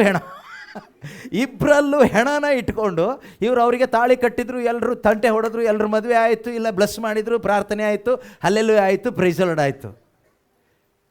ಆಮೇಲೆ ಇಬ್ಬರದು ಡೈವರ್ಸ್ ಆಯಿತು, ಸಮಾಧಾನ ಇಲ್ಲ. ನನ್ನ ಗಂಡ ಹಂಗೆ ಮಾಡ್ದ, ನನ್ನ ಹೆಂಡ್ತಿ ಹಿಂಗೆ ಮಾಡಿದ್ಲು. ಈ ಹೆಣ ಸೇರಿ ಇನ್ನೊಂದು 4 ಮಕ್ಕಳಾಯಿತು. ಅಲ್ಲಿ ಹೆಣಗಳು ಎಷ್ಟಾಯ್ತು ಈಗ? ಮನೆ ತುಂಬ ಹೆಣಗಳೇ. ಕೆಲವ್ರು ಹೇಳ್ತಾರಲ್ವ, ನಮ್ಮ ಮನೆಯಲ್ಲಿ ಸ್ವಲ್ಪನೂ ನೆಮ್ಮದಿ ಇಲ್ಲ, ಯಾರೂ ಮಾತು ಕೇಳೋದಿಲ್ಲ, ಎಲ್ಲರೂ ಅವ್ರವ್ರದ್ದೇ ದಾರಿ, ಇಷ್ಟ ಬಂದಾಗ ಬದುಕ್ತಾರೆ. ಅದಕ್ಕೆ ನಾನು ಸೂಸೈಡ್ ಮಾಡ್ಕೊಳ್ಳೋಣ ಅಂತ ಬೆಟ್ಟದ ಮೇಲೆ ಬಂದಿದ್ದೀನಿ. ಒಳಗಡೆ ಹೆಣ ಇಟ್ಕೊಂಡು ಅವನಿಗೆ ಬದುಕೋ ಆಸೆ ಇರಲ್ಲ, ಸಾಯಬೇಕು ಅಂತಲೇ ಇರುತ್ತೆ. ಯಾಕೆ ಸಾಯಬೇಕು ಅಂತ ಆಸೆ? ಒಳಗಡೆ ಹೆಣ ಇರೋದ್ರಿಂದ. ಯಾಕೆ ಕುಡಿಬೇಕು ಅಂತ ಆಸೆ? ಒಳಗಡೆ ಹೆಣ ಇರೋದ್ರಿಂದ. ಯಾಕೆ ವ್ಯಭಿಚಾರ ಮಾಡಬೇಕು ಅವಳ ಜೊತೆಗೆ ಇವಳ ಜೊತೆಗೆ ಅಲ್ಲಿ ಇಲ್ಲಿ? ಒಳಗಡೆ ಹೆಣ ಇರೋದ್ರಿಂದ. ಯಾಕೆ ಬೀಡಿ, ಸಿಗರೆಟು, ತಂಬಾಕು, ಗುಟ್ಕಾ, ನಶೆ, ಅದು ಇದು ತಿಂದು ತಿಂದು ಏನೋ ಒಂದು ಸುಖ ಕೊಡಬೇಕು ಅಂತ ಆಸೆ ಶರೀರಕ್ಕೆ? ಒಳಗಡೆ ಹೆಣ ಇರೋದ್ರಿಂದ. ಯಾಕೆ ಸುಳ್ಳು ಹೇಳಬೇಕು, ಮೋಸ ಮಾಡಬೇಕು, ದುಡ್ಡು ದುಡ್ಡು ದುಡ್ಡು ದುಡ್ಡು ವ್ಯಾಮೋಹ ಯಾಕೆ? ಒಳಗಡೆ ಹೆಣ ಇರೋದ್ರಿಂದ. ಪ್ರಾರ್ಥನೆ ಮಾಡೋಕ್ಕಾಗ್ತಾ ಇಲ್ಲ, ದೇವ್ರನ್ನ ಆರಾಧನೆ ಮಾಡೋಕ್ಕಾಗ್ತಾ ಇಲ್ಲ, ಬೈಬಲ್ ಓದಿದ್ರೆ ಏನೂ ಅರ್ಥ ಆಗ್ತಾ ಇಲ್ಲ. ಯಾಕೆ? ಒಳಗಡೆ ಹೆಣ ಇರೋದ್ರಿಂದ. ಅರ್ಥ ಆಗ್ತಾ ಇದೆಯಾ ಏನಾದರೂ ಸ್ವಲ್ಪ? ಒಳಗಡೆ ಹೆಣ ಅಂದರೆ ನಮ್ಮ ಆತ್ಮ ಇದೆಯಲ್ವಾ, ಸತ್ತು ಹೋಗಿ ಇರೋದ್ರಿಂದ. ಆತ್ಮ ಸತ್ತ ಅವಸ್ಥೆಯಲ್ಲಿ, ಈ ದೇಹದ ಒಳಗಡೆ ನನ್ನ ಆತ್ಮ ಸತ್ತ ಅವಸ್ಥೆಯಲ್ಲಿರುವಾಗ ಸಮಾಧಾನ ಇರೋದಿಲ್ಲ, ನೆಮ್ಮದಿ ಇರೋದಿಲ್ಲ, ಸಂತೋಷವಾಗಿರ್ಲಿಕ್ಕಾಗೋದಿಲ್ಲ. ನೀವು ಯಾವುದೇ ಸಭೆಗೆ ಹೋಗಿ, ಯಾವುದೇ ಪ್ರೇಯರ್ ಗ್ರೂಪಿಗೆ ಹೋಗಿ, ಯಾರ ಹತ್ರನೇ ಪ್ರೇಯರ್ ಮಾಡಿಸ್ಕೊಳ್ಳಿ, ಒಳಗಡೆ ಇರ್ತಕ್ಕಂಥ ಹೆಣ ಹೋಗೋ ತನಕ ಆಗೋದಿಲ್ಲ. ಈಗ ನಮ್ಮ ಸ್ಟೋರಿಗೆ ವಾಪಸ್ ಬರೋಣ, ಹೆಣದ ಸ್ಟೋರಿಗೆ. ಇವ್ರಿಗೆ ಬೈತಾರೇನೋ ಭಾಷೆಗೆ, ಎಂಥವನ್ನ ಕರೆಸಿದ್ರಿ 3 ದಿನ, ಯಾವುದೋ ಹೆಣದ ಕತೆ ಹೇಳ್ತಾ ಇದ್ದೇನೆ ಅಂತ. ಹೆಣದ ಕತೆ ಅಲ್ಲ, ನಿಂದೇ ಕತೆ ಇದು. ಯಾವುದೋ ಹೆಣದ ಕತೆ ಅಲ್ಲ, ಇದೇನೇನು ಕತೆ. ಇದು ನಮ್ಗೆ ಅರ್ಥ ಆಗಬೇಕು. ಇದು ಅರ್ಥ ಆಗದೆ ಬಂದು ಕೂತ್ಕೊಂಡು ಏನು ಪ್ರಯೋಜನ? ಇದು ಅರ್ಥ ಆಗದೆ ಏನು ಪ್ರಯೋಜನ? ಈಗ ಕೇಳಿಸ್ಕೊಳ್ಳಿ, ಎಷ್ಟು ವರ್ಷ ಇಟ್ಟರೆ ಹೆಣನ ಮನೆಯಲ್ಲಿ ಬಾಕ್ಸಲ್ಲಿ ಹಾಕಿ, ಐಸಲ್ಲಿ ಹಾಕಿ? 1 ವರ್ಷ. ಈಗ ಸರಿಯಾಗಿ ಕೇಳಿಸ್ಕೊಳ್ಳಿ, ಸಡನ್ನಾಗಿ ಆ ಹೆಣಕ್ಕೆ ಜೀವ ಬಂದ್ಬಿಡ್ತು. ಏನು ಬಂದ್ಬಿಡ್ತು ನೋಡಿ, ಎಲ್ಲರೂ ಬಾಯಿ ಓಪನ್ ಆಗಿಬಿಡ್ತು. ಈಗ ಅಲ್ಲೆಲ್ಲ ತೋರಿಸ್ತಿದ್ರಿ, ಖುಷಿ ಆದ್ರಿ ಅಲ್ವಾ? ಮೊದಲು ಹೆಣ ಬಾಕ್ಸಲ್ಲಿದೆ ಅಂದಾಗ ಎಲ್ಲರೂ ಹಿಂಗೆ ಕೂತ್ಕೊಂಡಿದ್ರಿ. ಹೆಣಕ್ಕೆ ಜೀವ ಬಂತು ಅಂದ ತಕ್ಷಣ ನಿಮಗೆ ಖುಷಿ ಆಯಿತು. ನಿಮ್ಮ ಮನೇಲಿ ಹಬ್ಬದ ಸಡಗರ ಆಗುತ್ತೋ ಇಲ್ವೋ? ಆಗುತ್ತಾ? ಕುಣಿದಾಡ್ತೀರಾ, ಬಿರಿಯಾನಿ ತಿಂತೀರಾ, ಸಂತೋಷವಾಗಿರ್ತೀರಾ? ಯಾಕೆ ಹೇಳಿ? 1 ವರ್ಷ ಹೆಣವಾಗಿದ್ದ ನಮ್ಮಪ್ಪ ಎದ್ದು ಕೂತ್ಕೊಂಡು ಮಗನೇ ಅಂತ ಕರೆದಾಗ ಮಗ ಬಾಟ್ಲು ತಗೊಂಡು ಬರ್ತಾನೆ. ನಮ್ಮ ಅಪ್ಪಂಗೆ ಏನು ಇಷ್ಟನೋ, ಬಿರಿಯಾನಿನೋ ಬಾಟ್ಲ ಏನೋ ತಗೊಂಡು ಬರ್ತಾನೆ. ನಮ್ಮ ಅಪ್ಪಂಗೋಸ್ಕರ ಇವತ್ತು ಹಬ್ಬ. ಎಷ್ಟು ದುಡ್ಡಾದರೂ ಖರ್ಚಾದ ಪರವಾಗಿಲ್ಲ, ಏನಾದರೂ ಪರವಾಗಿಲ್ಲ, ನಮ್ಮ ಮನೆಯಲ್ಲಿ ಇವತ್ತು ಹಬ್ಬ. ಯಾಕೆ ಅಂದರೆ ನಮ್ಮ ಮನೆಯಲ್ಲಿ ಸತ್ತು ಹೋಗಿ 1 ವರ್ಷ ಆಗಿದ್ದ ನಮ್ಮ ಅಪ್ಪ ಇವತ್ತು ಎದ್ದು ಕೂತ್ಕೊಬಿಟ್ಟಿದ್ದಾನೆ. ನಮ್ಮ ಮಗ ಎದ್ದು ಬಿಟ್ಟಿದ್ದಾನೆ. ಇವತ್ತು ಸತ್ತೋಗಿದ್ದ, ಮಣ್ಣು ಮಾಡೋಣ ಅಂತ 1 ವರ್ಷದಿಂದ ನಾವು ಐಸ್ ಬಾಕ್ಸ್ ಒಳಗಡೆ ಹಾಕಿಟ್ಕೊಂಡು ಅಳ್ತಾ ಇದ್ವಿ, ಪ್ರಾರ್ಥಿಸ್ತಾ ಇದ್ವಿ, ಎದ್ದಿರಲಿಲ್ಲ. ಇವತ್ತು ಬೆಳಿಗ್ಗೆ ನೋಡಿದರೆ ಎದ್ದು ಕೂತ್ಕೊಬಿಟ್ಟಿದ್ದಾನೆ. ಮೊಬೈಲ್ ಫೋನ್ ಹೊಸ ತೊಗೊಂಡು ಬರ್ತಾರೆ ಅಪ್ಪ ಅವನಿಗೆ, ಮಗನಿಗೆ, ಇಟ್ಕೊಳ್ಳೋ ಮಗನೇ ಅಂತ. ಪರಮಾನಂದ ಆಗುತ್ತೋ ಇಲ್ವೋ? ಇದಕ್ಕಿಂತನೂ ಆನಂದ ಆಗುತ್ತೆ ನಿನ್ನ ಒಳಗಡೆ ಪರಿಶುದ್ಧಾತ್ಮರು ಬರುವಾಗ. ಪರಿಶುದ್ಧಾತ್ಮನು ಒಬ್ಬ ಮನುಷ್ಯನ ಒಳಗಡೆ ಬರುವಾಗ, ಹೆಣವಾಗಿದ್ದಂಥ ನನ್ನ ಆತ್ಮ, ನನ್ನ ಒಳಗಡೆ ನನ್ನ ಆತ್ಮ ಇದೆ. ಈ ಆತ್ಮ ಸತ್ತ ಅವಸ್ಥೆಯಲ್ಲಿರ್ತದೆ. ಇದಕ್ಕೆ ದೇವರ ಜೊತೆಗೆ ಸಂಪರ್ಕ ಇರೋದಿಲ್ಲ. ದೇವರು ಯಾರೂ ಗೊತ್ತಿಲ್ಲ, ಯೇಸು ಯಾರೂ ಗೊತ್ತಿಲ್ಲ, ದೇವ್ರನ್ನ ಆರಾಧನೆ ಮಾಡೋದು ಗೊತ್ತಿಲ್ಲ. ಸುಮ್ಮನೆ ಅದು ಇದು ಬುದ್ಧಿಯಿಂದ ಸ್ವಲ್ಪ ಕಲ್ತ್ಕೊಂಡಿರ್ತೀವಿ, ಆದರೆ ಒಳಗಡೆ ಏನೂ ಗೊತ್ತಿಲ್ಲ. ಯಾರೋ ಮಾಡೋದು ನೋಡಿ ನಾವು ಏನೋ ಮಾಡ್ತೀವಿ ಅಷ್ಟೇ, ಬಿಟ್ಟರೆ ಸ್ವಂತವಾಗಿ ಮಾಡಲಿಕ್ಕೆ ಬರಲ್ಲ. ಅದು ಬರಬೇಕಾದ್ರೆ ನಿನ್ನ ಒಳಗಡೆ ಸತ್ತು ಹೋಗಿರ್ತಕ್ಕಂಥ ಆತ್ಮಕ್ಕೆ ಏನು ಬರಬೇಕು? ಜೀವ ಬರಬೇಕು. ಯೋವನ್ನ ಸುವಾರ್ತೆ 10ನೇ ಅಧ್ಯಾಯ 10ನೇ ವಚನದಲ್ಲಿ ಯೇಸು ಕ್ರಿಸ್ತನು ಹೇಳಿದಂಥ ಮಾತಾಗಿದೆ, ನಾನು ಬಂದದ್ದಾದರೂ ಜೀವ ಕೊಡುವುದಕ್ಕಾಗಿ. ಯಾವ ಜೀವ? ಇದೇ ಜೀವ ಕೊಡೋದಕ್ಕೆ ಅಂದರೆ ಯಾರಿಗೆ ಕೊಡಬೇಕು? ಸತ್ತವನಿಗೆ. ನಾನು ಬಂದಿದ್ದು ಊಟ ಕೊಡಲಿಕ್ಕೆ ಅಂದರೆ ಯಾರಿಗೆ? ಹಸಿದವನಿಗೆ. ನಾನು ಕೊಡುವುದು ಬಟ್ಟೆ ಕೊಡಲಿಕ್ಕಾಗಿ ಅಂದರೆ ಬಟ್ಟೆ ಇಲ್ಲದಿದ್ದವನಿಗೆ. ನಾನು ಬಂದಿದ್ದು ಸೌಖ್ಯ ಕೊಡಲಿಕ್ಕಾಗಿ ಅಂದರೆ ರೋಗಿಗೆ. ನಾನು ಬಂದಿದ್ದು ಜೀವ ಕೊಡಲಿಕ್ಕಾಗಿ ಅಂದರೆ ಯಾರಿಗೆ? ಸತ್ತವನಿಗೆ. ಇದೆಯಾ ವಾಕ್ಯ? ಕಳ್ಳನು ಬರುವುದು, ಕದ್ದುಕೊಳ್ಳುವುದಕ್ಕೂ ಕೊಯ್ಯುವುದಕ್ಕೂ ಹಾಳು ಮಾಡುವುದಕ್ಕೂ ಬರುತ್ತಾನೆ ಹೊರತು ಮತ್ತಾವುದಕ್ಕೂ ಬರುವುದಿಲ್ಲ. ನಾನಾದರೂ ಅವುಗಳಿಗೆ ಜೀವವೂ ಇರಬೇಕೆಂತಲೂ. ಅವುಗಳಿಗೆ ಅಂದ್ರೆ ಯಾವುಗಳಿಗೆ? ನಮಗೆ. ಕಳ್ಳತನ ಮಾಡ್ಕೊಂಡು ಕಳ್ಳ ತಗೊಂಡು ಹೋದ್ನಲ್ಲ ಏದೇನ್ ತೋಟದಲ್ಲಿ, ಕಳ್ಳ ಯಾರು? ಸೈತಾನ. ಏದೇನ್ ತೋಟದಲ್ಲಿ ಕಳ್ಳತನ ಮಾಡ್ಕೊಂಡು ಹೋದ, ಜೀವ ತೆಗೆದುಕೊಂಡು ಹೋದ, ನಾಶ ತಂದು ಹಾಕಿದ ನಮ್ಮ ಆತ್ಮದೊಳಗಡೆ. ಯೇಸು ಹೇಳ್ತಾರೆ, ನಾನು ಬಂದಿದ್ದು ಅವುಗಳಿಗೆ. ಸೈತಾನ ಕಳ್ತನ ಮಾಡ್ಕೊಂಡು ಹೋದಂಥ ಪ್ರತಿಯೊಬ್ಬರಿಗೂ, ಪ್ರತಿಯೊಂದು ಆತ್ಮಗಳಿಗೂ ಏನು ಕೊಡಲಿಕ್ಕೆ? ಓದಿ. ನಾನಾದರೂ ಅವುಗಳಿಗೆ ಜೀವವೂ ಇರಬೇಕೆಂತಲೂ ಅದು ಸಮೃದ್ಧಿಯಾಗಿ ಇರಬೇಕೆಂತಲೂ, ಅದು ಶಾಶ್ವತವಾಗಿ ಸಮೃದ್ಧಿಯಾಗಿ ನಿತ್ಯವೂ ಇರಬೇಕೆಂತಲೂ ಬಂದೆನು. Praise the Lord. ಹಲ್ಲೆಲೂಯಾ. ಹಾಗಾದ್ರೆ ಪ್ರೀತಿಯ ಸಹೋದರ ಸಹೋದರಿಯರೇ, ಯೇಸು ಕ್ರಿಸ್ತರು ಬಂದಿದ್ದು ಯಾಕೆ ಕೇಳಿದ್ರೆ ನಮ್ಮೊಬ್ಬೊಬ್ಬರಿಗೂ ಜೀವ ಕೊಡಲಿಕ್ಕೆ. ಅದು ಯಾವ ಜೀವ ಕೇಳಿದರೆ ನಿತ್ಯ ಜೀವ, ನಮ್ಮ ಆತ್ಮಕ್ಕೆ ಜೀವ ಕೊಡಲಿಕ್ಕೆ. ಈ ಯೇಸುವನ್ನು ನೀವು ಬರಮಾಡಿಕೊಳ್ಳುವಾಗ ಹೇಗೆ ಬರಮಾಡಿಕೊಳ್ಳಿಕ್ಕಾಗುತ್ತೆ? ಯೇಸುವನ್ನು ಪರಿಶುದ್ಧಾತ್ಮನಾಗಿ, ಈ ಪರಿಶುದ್ಧ ಆತ್ಮನನ್ನು ನೀವು ವಿಶ್ವಾಸದ ಮುಖಾಂತರ, ಮಾನಸಾಂತರದ ಮುಖಾಂತರ ನೀವು ಬರಮಾಡಿಕೊಳ್ಳುವಾಗ ನಿಮ್ಮ ಒಳಗಡೆ ಜೀವ ಬರ್ತದೆ. ನಿಮ್ಮ ಒಳಗಡೆ ಏನು ಬರ್ತದೆ? ಜೀವ. ಪರಿಶುದ್ಧಾತ್ಮರು ಬಂದಾಗ ಜೀವ ಬರುತ್ತೆ, ನಿತ್ಯ ಜೀವ ಬರುತ್ತೆ. ಆಗ ನಿಮ್ಮ ಒಳಗಡೆ ಆನಂದ ಬರುತ್ತೆ. ಮನೆಯಲ್ಲಿ 1 ವರ್ಷ ಹೆಣ ಇಟ್ಕೊಂಡ ಹೆಣ 1 ವರ್ಷದ ಮೇಲೆ ತಕ್ಷಣ ಎದ್ದು ಕೂತ್ಕೊಂಡಾಗ ನಿಮಗೆ ಹೇಗೆ ಸಂತೋಷ ಆಗುತ್ತೋ, ಹಬ್ಬದ ಆನಂದ ಆಗುತ್ತೋ, ಅದಕ್ಕಿಂತಲೂ ಹೆಚ್ಚಾದ ಒಂದು ಆನಂದ ನಿಮ್ಮ ಒಳಗಡೆ ಬರ್ತದೆ. ಯಾವಾಗ? ನಿಮ್ಮಲ್ಲಿ ಯಾರು ಬಂದಾಗ? ರೋಗ ಸೌಖ್ಯ ಸಿಕ್ಕಿದಾಗ ಅಲ್ಲ, ಅದ್ಭುತ ಆದಾಗ ಅಲ್ಲ, ಪವಿತ್ರಾತ್ಮ ನಮ್ಮಲ್ಲಿಗೆ ಬಂದಾಗ. ಯಾರು ಬಂದಾಗ? ಪವಿತ್ರಾತ್ಮ ನಮ್ಮಲ್ಲಿಗೆ ಬಂದಾಗ. ಈ ಪವಿತ್ರಾತ್ಮನನ್ನು ನೀವೆಲ್ಲರೂ ಸ್ವೀಕಾರ ಮಾಡಬೇಕು. ಈ ಪವಿತ್ರಾತ್ಮನನ್ನು ನೀವೆಲ್ಲರೂ ಕೂಡ ಸ್ವೀಕಾರ ಮಾಡಬೇಕು. ಹೇಗೆ ಸ್ವೀಕಾರ ಮಾಡೋದಂತೆಲ್ಲ ಈಗ ಹೇಳಲಿಕ್ಕೆ ಅಷ್ಟೊಂದು ಸಮಯ ಇಲ್ಲ. ನೀವು ಅದಕ್ಕೆಲ್ಲ ಇರುವ ಬೋಧನೆಗಳನ್ನ ಆಲಿಸಿರ್ತೀರಿ ಅಂತ ನಾನು ನಂಬಿಕೆಯಿಂದ ಮುಂದಕ್ಕೆ ಹೋಗ್ತೀನಿ ಈಗ. ಯಾಕಂದರೆ ಹೇಳ್ತಾ ಹೋದರೆ ಇದಕ್ಕೆ ಸಮಯ ಸಾಕಾಗೋದಿಲ್ಲ. ಅನೇಕ ದಿವಸಗಳು, ವಾರಗಳಾದರೂ ಬೇಕು. ಎರಡನೇದಾಗಿ, ಪವಿತ್ರ ಆತ್ಮನು ನಮ್ಮಲ್ಲಿ ಬಂದಾಗ ಜೀವ ಬರ್ತದೆ. ನಂತರ ನಾವೇನಾಗ್ತೀವಿ? What is next? ಪವಿತ್ರಾತ್ಮನು ನಮ್ಮಲ್ಲಿಗೆ ಬಂದಾಗ ಬರ್ಕೊಳ್ತಾ ಇದ್ದೀರಾ? ಇದನ್ನೆಲ್ಲ ಮನಸ್ಸಲ್ಲಿ ಇಟ್ಕೊಳ್ತಾ ಇದ್ದೀರಾ? ಓಕೆ, ಎಲ್ಲಾದರೂ ಇಟ್ಕೊಳ್ಳಿ. ನಿಮಗೆ ಬಿಟ್ಟಿದ್ದು, ನನಗೆ ಬಿಟ್ಟಿದ್ದು ಹೇಳೋದು ಮಾತ್ರ. ನಿಮಗೆ ಬಿಟ್ಟಿದ್ದು ಕೇಳುವುದಕ್ಕೆ ಕಿವಿಯುಳ್ಳವರು ಕೇಳಿಸ್ಕೊಳ್ಳಿ, ಆಯಿತಾ? ಎರಡನೇದಾಗಿ, ಪವಿತ್ರಾತ್ಮನು ನಮ್ಮಲ್ಲಿಗೆ ಬಂದಾಗ ನಾನು ದೇವರ ಮಗನಾಗ್ತೇನೆ. ಯಾರಾಗ್ತೇನೆ? ಅಲ್ಲಿವರೆಗೂ ಯಾರ ಮಗ? ಸೈತಾನನ ಮಗ. ಅಲ್ಲಿವರೆಗೂ ಯಾರ ಮಗ? ಕೇಡು ಮಾಡುವವನು ಯಾರ ಮಗ? ಸೈತಾನನ ಮಗ. ಯಾಕಂದರೆ ಅವನ ಆತ್ಮನೇ ಒಳಗಡೆ ಇದ್ದಿದ್ದು, ಆ ಸತ್ತ ಆತ್ಮ ಅವಂದೇ. ಅರ್ಥ ಆಗ್ತಿದೆಯಾ? ಹಾಂ. ಈಗ ನಾನು ಪವಿತ್ರಾತ್ಮನನ್ನು ಸ್ವೀಕಾರ ಮಾಡಿದ ಮೇಲೆ ಆತ್ಮಕ್ಕೆ ಜೀವ ಬಂತು. ಈಗ ನಾನು ಯಾರಾದೆ? ದೇವರ ಮಗನಾದೆ. ಯಾರೆಲ್ಲ ದೇವರ ಆತ್ಮನನ್ನು ಸ್ವೀಕಾರ ಮಾಡಿದ್ದಾರೋ ಅವರು ಯಾರು? ದೇವರ ಮಕ್ಕಳು. ಗಲಾತ್ಯದವರಿಗೆ ಬರೆದ ಪತ್ರಿಕೆ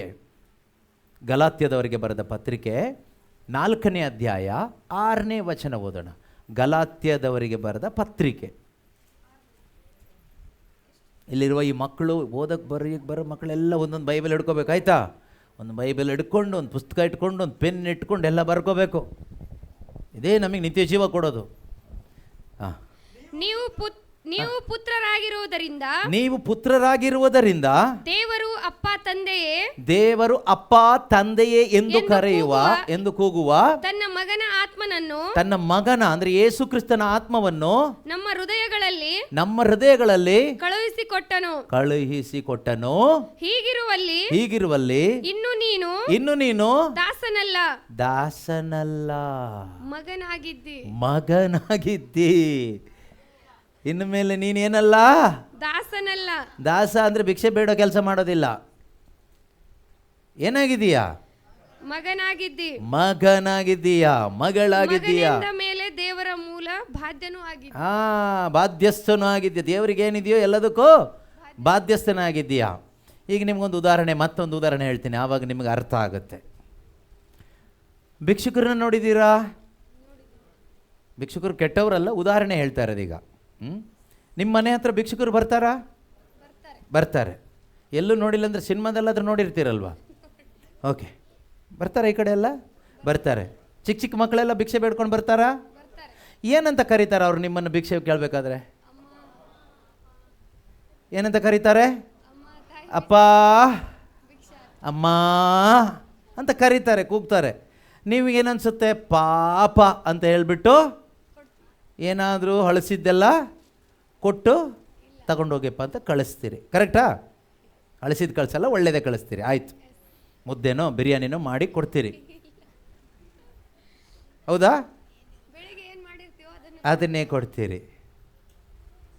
ಬಿರಿಯಾನಿ ಮಾಡಿಕೊಡಲ್ಲ, ಮಾಡಿಕೊಡಲ್ಲ. ಸೊ ಭಿಕ್ಷೆ ಬೇಡುವಾಗ ನೀವೇನಾದರೂ ಕೊಟ್ಟು ಕಳಿಸ್ತೀರಿ. ನೀವು ಯಾಕೆ ಅವ್ರನ್ನ ಮನೆ ಒಳಗಡೆ ಕರೆಸಿ ಕೂರಿಸಿ ನಿಂಗೇನು ಇಷ್ಟಪ್ಪ ಬಿರಿಯಾನಿ ಮಾಡಿಕೊಡ್ತೀನಿ ಕುತ್ಕೋ ಅಂತ ಯಾಕೆ ಕೂರಿಸಲ್ಲ? ಹಾರ್ಲಿಕ್ಸ್ ಕೊಡ್ತೀನಿ ಕುತ್ಕೋ ಇಲ್ಲಿ ಅಂತ ಹೇಳ್ಬಿಟ್ಟು ಯಾಕೆ ಕೂರಿಸಲ್ಲ?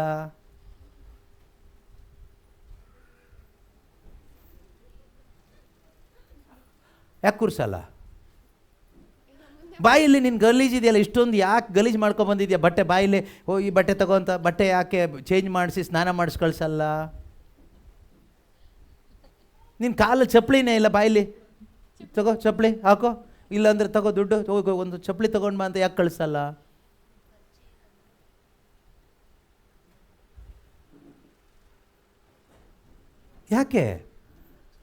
ಯಾಕೆ ಹಾಗೆ ನೀವು ಮಾಡಲ್ಲ ಅಂದರೆ, ಅವರು ನಿಮ್ಮನ್ನು ಅಪ್ಪ ಅಮ್ಮ ಅಂತ ಕರೆದ್ರೂ ಕೂಡ ಅವ್ರು ನಿಮ್ಮ ಮಕ್ಕಳು ಅಲ್ಲದೆ ಇರೋದ್ರಿಂದ. ಕರೆಕ್ಟಾ?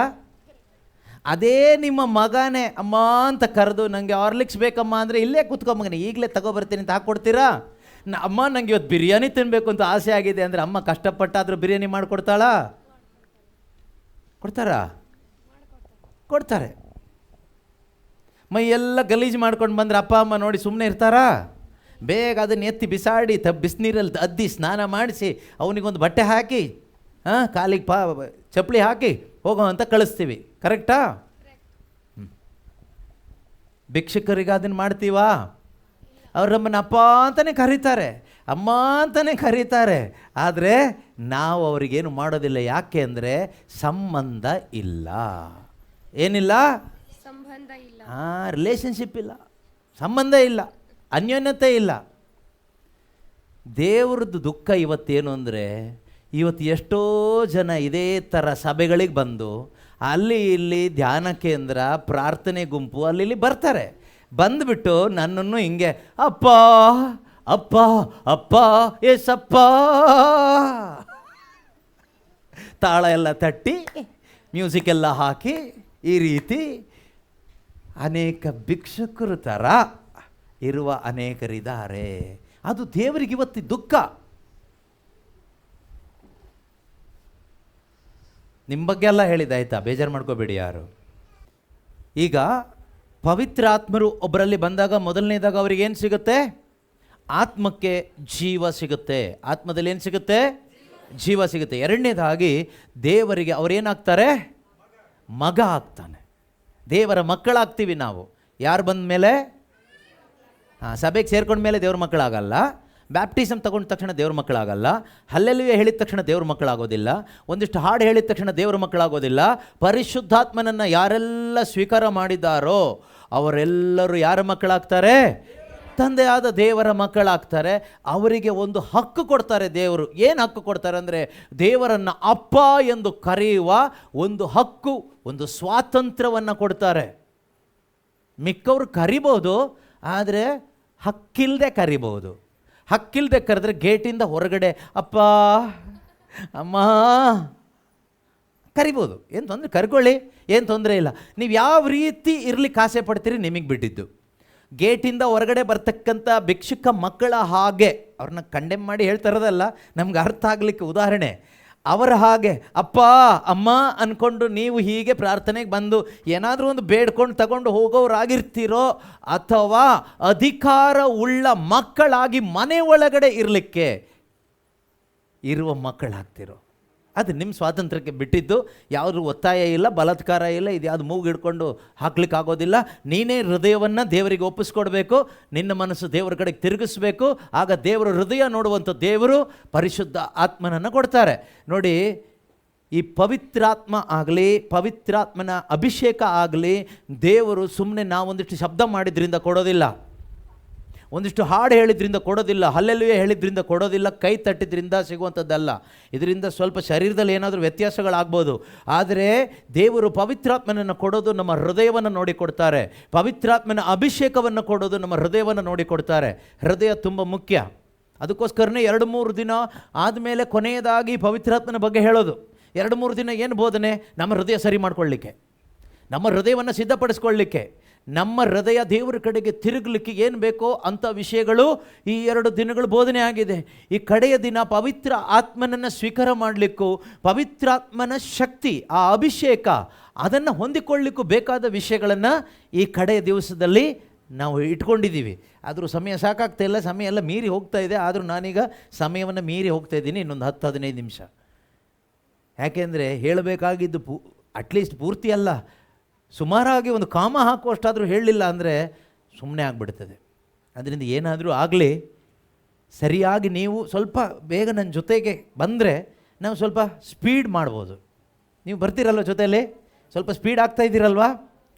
ಹೆಣದ ಕಥೆ ಎಲ್ಲ ಅರ್ಥ ಆಯ್ತಾ? ಭಿಕ್ಷುಕರ ಕಥೆ ಎಲ್ಲ ಅರ್ಥ ಆಯ್ತಾ? ಈಗ ನಮಗೆ ಜೀವ ಬೇಕಾ? ಅಥವಾ ಯಾವಾಗಲೂ ಸಮಾಧಾನ ಇಲ್ಲ, ಶಾಂತಿ ಇಲ್ಲ, ಪ್ರಾರ್ಥನೆ ಮಾಡಿ, ಸಮಾಧಾನ ಇಲ್ಲ, ಶಾಂತಿ ಇಲ್ಲ, ಪ್ರಾರ್ಥನೆ ಮಾಡಿ ಅಂತ ಹೇಳುವಂಥ ಮಟ್ಟದಲ್ಲಿ ಬದುಕಬೇಕಾ? ಅಥವಾ ನಾವು ಬೇರೆಯವರಿಗೆ ಸಮಾಧಾನ ಕೊಡೋ ಮಟ್ಟದಲ್ಲಿ ಬದುಕಬೇಕಾ? ಬೇರೆಯವ್ರಿಗೆ ಶಾಂತಿ ಕೊಡೋ ಮಟ್ಟದಲ್ಲಿ ಬದುಕಬೇಕಾ?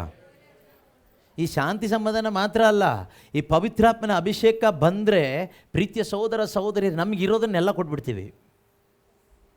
ಇಲ್ಲಿ ಕಾಣಿಕೆ ಡಬ್ಬಿ ಇಟ್ಟಿದ್ದಾರಲ್ವಾ, ಡಬ್ಬಿ ಇಟ್ಟಿದ್ದಕ್ಕೆ ಕಾಣಿಕೆ ಹಾಕೋದಲ್ಲ, ನಾವು ನಮಗೇನಿದೆಯೋ ಎಲ್ಲ ಕೊಟ್ಬಿಡ್ತೀವಿ. ಅರ್ಥ ಆಗ್ತಿದೆಯಾ? ಯಾರಿಗೆ ಕೊಡ್ತೀವಿ?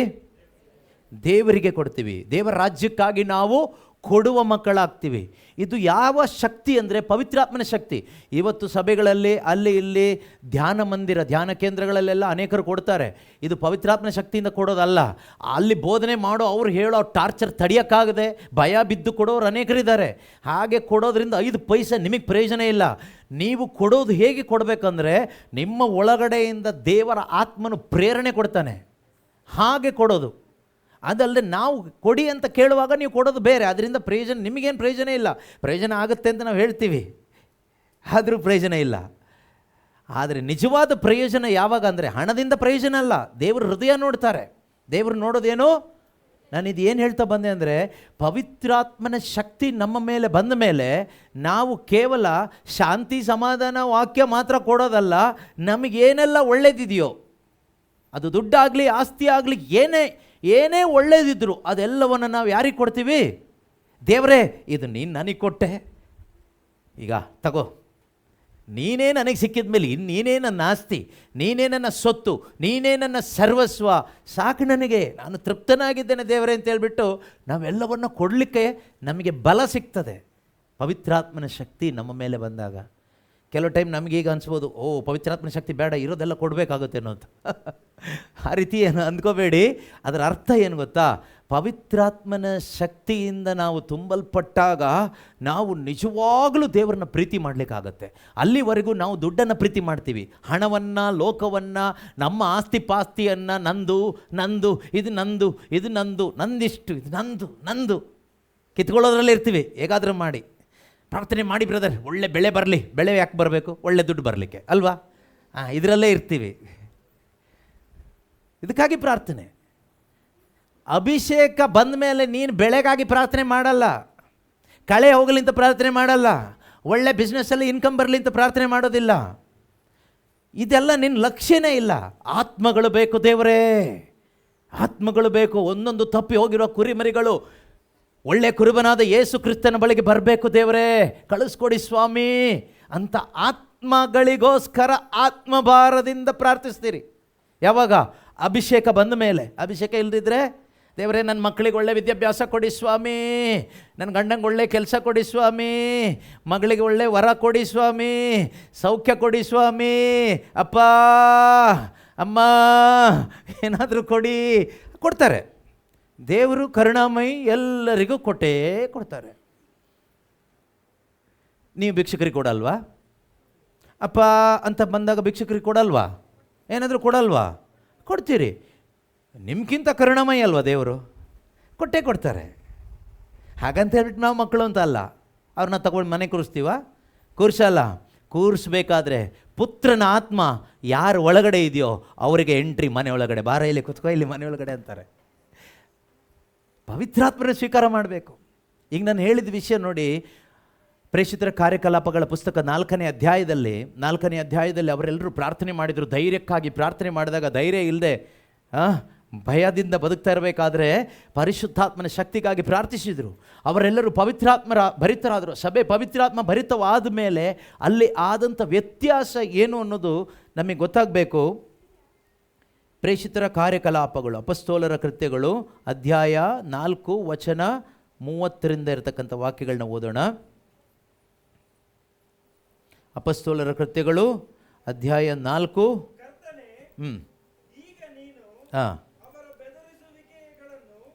ನೋಡಿ, ನಿನ್ನ ಪವಿತ್ರ ಸೇವಕನಾದ ಯೇಸುವಿನ ಹೆಸರಿನ ಮೂಲಕವಾಗಿ ರೋಗ ಪರಿಹಾರವು, ಸೂಚಕ ಕಾರ್ಯಗಳು, ಅದ್ಭುತ ಕಾರ್ಯಗಳು ಉಂಟಾಗುವಂತೆ ನಿನ್ನ ಕೈ ಚಾಚುತ್ತಿರುವಲ್ಲಿ ನಿನ್ನ ದಾಸರು ನಿನ್ನ ವಾಕ್ಯವನ್ನು ಧೈರ್ಯದಿಂದ ಹೇಳುವ ಹಾಗೆ ಅನುಗ್ರಹಿಸು ಅಂದರು.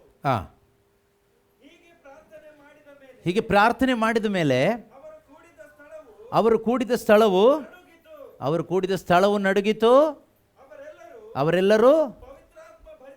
ಅವರೆಲ್ಲರೂ ಪವಿತ್ರ ಆತ್ಮ ಭರಿತರಾಗಿ ದೇವರ ವಾಕ್ಯವನ್ನು ಏನು ಮಾಡೋರಾದರು? ಯಾರ ಬಗ್ಗೆ? ಯೇಸುವಿನ ಬಗ್ಗೆ.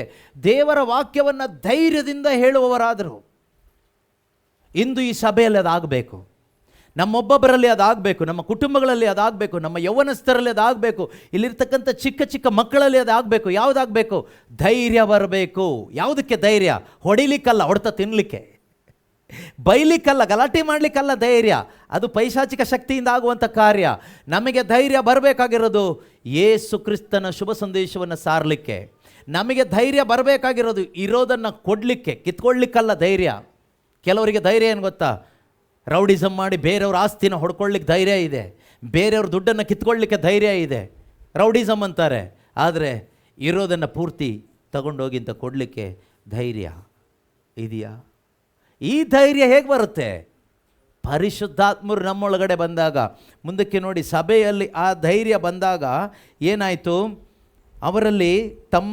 ಅವರಲ್ಲಿ ಕೊರತೆ ಪಡುವವನು ಒಬ್ಬನೂ ಇರಲಿಲ್ಲ. 34ನೇ ವಾಕ್ಯದಿಂದ ಓದೋಣ. ಅವರಲ್ಲಿ ಕೊರತೆ ಪಡುವವನು ಒಬ್ಬನೂ ಇರಲಿಲ್ಲ. ಯಾಕೆಂದರೆ ಹೊಲ ಮನೆಗಳಿದ್ದವರು ಅವುಗಳನ್ನು ಮಾರಿ ಬಂದ ಕ್ರಯವನ್ನು, ಅಂದರೆ ಹಣವನ್ನು ತಂದು ಅಪೊಸ್ತಲರ ಪಾದಗಳ ಬಳಿಯಲ್ಲಿ ಇಡುತ್ತಿದ್ದರು. ಅದನ್ನು ಪ್ರತಿಯೊಬ್ಬನಿಗೂ ಅವನವನ ಅವಶ್ಯದಂತೆ ಹಂಚುತ್ತಿದ್ದರು. ಅದಾದಮೇಲೆ ಜೋಸೆಫ್ ಎಂಬ ಒಬ್ಬ ಲೇವಿ, ಅವನ ಹೆಸರು ಬಾರ್ನಬ ಅಂತ, ಅವನು ತನಗಿದ್ದ ಭೂಮಿಯನ್ನು ಮಾರಿ ಬಂದ ಹಣವನ್ನು ತಂದು ಅಪೊಸ್ತಲರ ಪಾದಗಳ ಬಳಿಯಲ್ಲಿ ಇಟ್ಟನು. ಅವರಿಗೆಲ್ಲ ಶಕ್ತಿ ಎಲ್ಲಿಂದ ಬಂತು? ಭೂಮಿ ಮಾರಿ ಅಪೊಸ್ತಲರಿಗೆ ಇದು ಇಟ್ಕೊಳ್ಳಿ, ನೀವು ದುಡ್ಡು, ಆಸ್ತಿಪಾಸ್ತಿನ ಮಾರಿ ಈ ದುಡ್ಡು ನೀವು ಇಟ್ಕೊಳ್ಳಿ. ಯಾಕೆ ಇಟ್ಕೊಳ್ಳಿ? ಇವತ್ತು ಅಪೊಸ್ತಲರು ಅಂತ ನಿಮಗೆ ಸುಮಾರು ಜನ ಸಿಗ್ತಾರೆ. ಯೂಟ್ಯೂಬನ್ನು ನೋಡಿದರೆ ಅಪೊಸ್ತಲರು, ಪ್ರವಾದಿಗಳು, ಸುವಾರ್ತೆ ಸಾರೋರು, ಕರಿಸ್ಮ್ಯಾಟಿಕ್ ಬ್ರದರ್ಸ್ಗಳು, ಅವರು ಇವರು ಅಂತೆಲ್ಲ ಸಿಗ್ತಾರೆ. ಅವ್ರಿಗೆ ನೀವು ದುಡ್ಡು ಕೊಟ್ಟರೆ ಅವರು ತಿಂದು ಕುಡಿದು ಮಜಾ ಮಾಡಿ ಕಾರ್ ತಗೊಂಡು ಮನೆ ಕಟ್ಕೊಂಡು ಆರಾಮಾಗಿ ಏನೇನು ಮಾಡಬೇಕೋ ಮಾಡಿಕೊಂಡು ಟಾಟಾ ಹೇಳಿ ನಿಮ್ಮ ತಲೆ ಮೇಲೆ ಕೈ ಇಟ್ಟು ಕಳಿಸ್ತಾರೆ, ಗಾಡ್ ಬ್ಲೆಸ್ ಯು ಅಂತ ಹೇಳಿ. ಈ ಅಪೊಸ್ತಲರು ಆ ರೀತಿ ಇದ್ದವರಲ್ಲ. ಅವರಿಗೇನು ಬೇಕಾಗಿರಲಿಲ್ಲ. ಅವರ ಆಸ್ತಿ ಯೇಸುಗೋಸ್ಕರ ಪ್ರಾಣ ಕೊಡಲಿಕ್ಕೆ ನಿಂತಿದ್ದಂಥ ಅಪೊಸ್ತಲರಾಗಿದ್ದರು ಅವರು. ಆ ಥರ ಅಪೊಸ್ತಲರ ಪಾದದಲ್ಲಿ ಇವರು ತಂದು ಇಡ್ತಾ ಇದ್ದರು.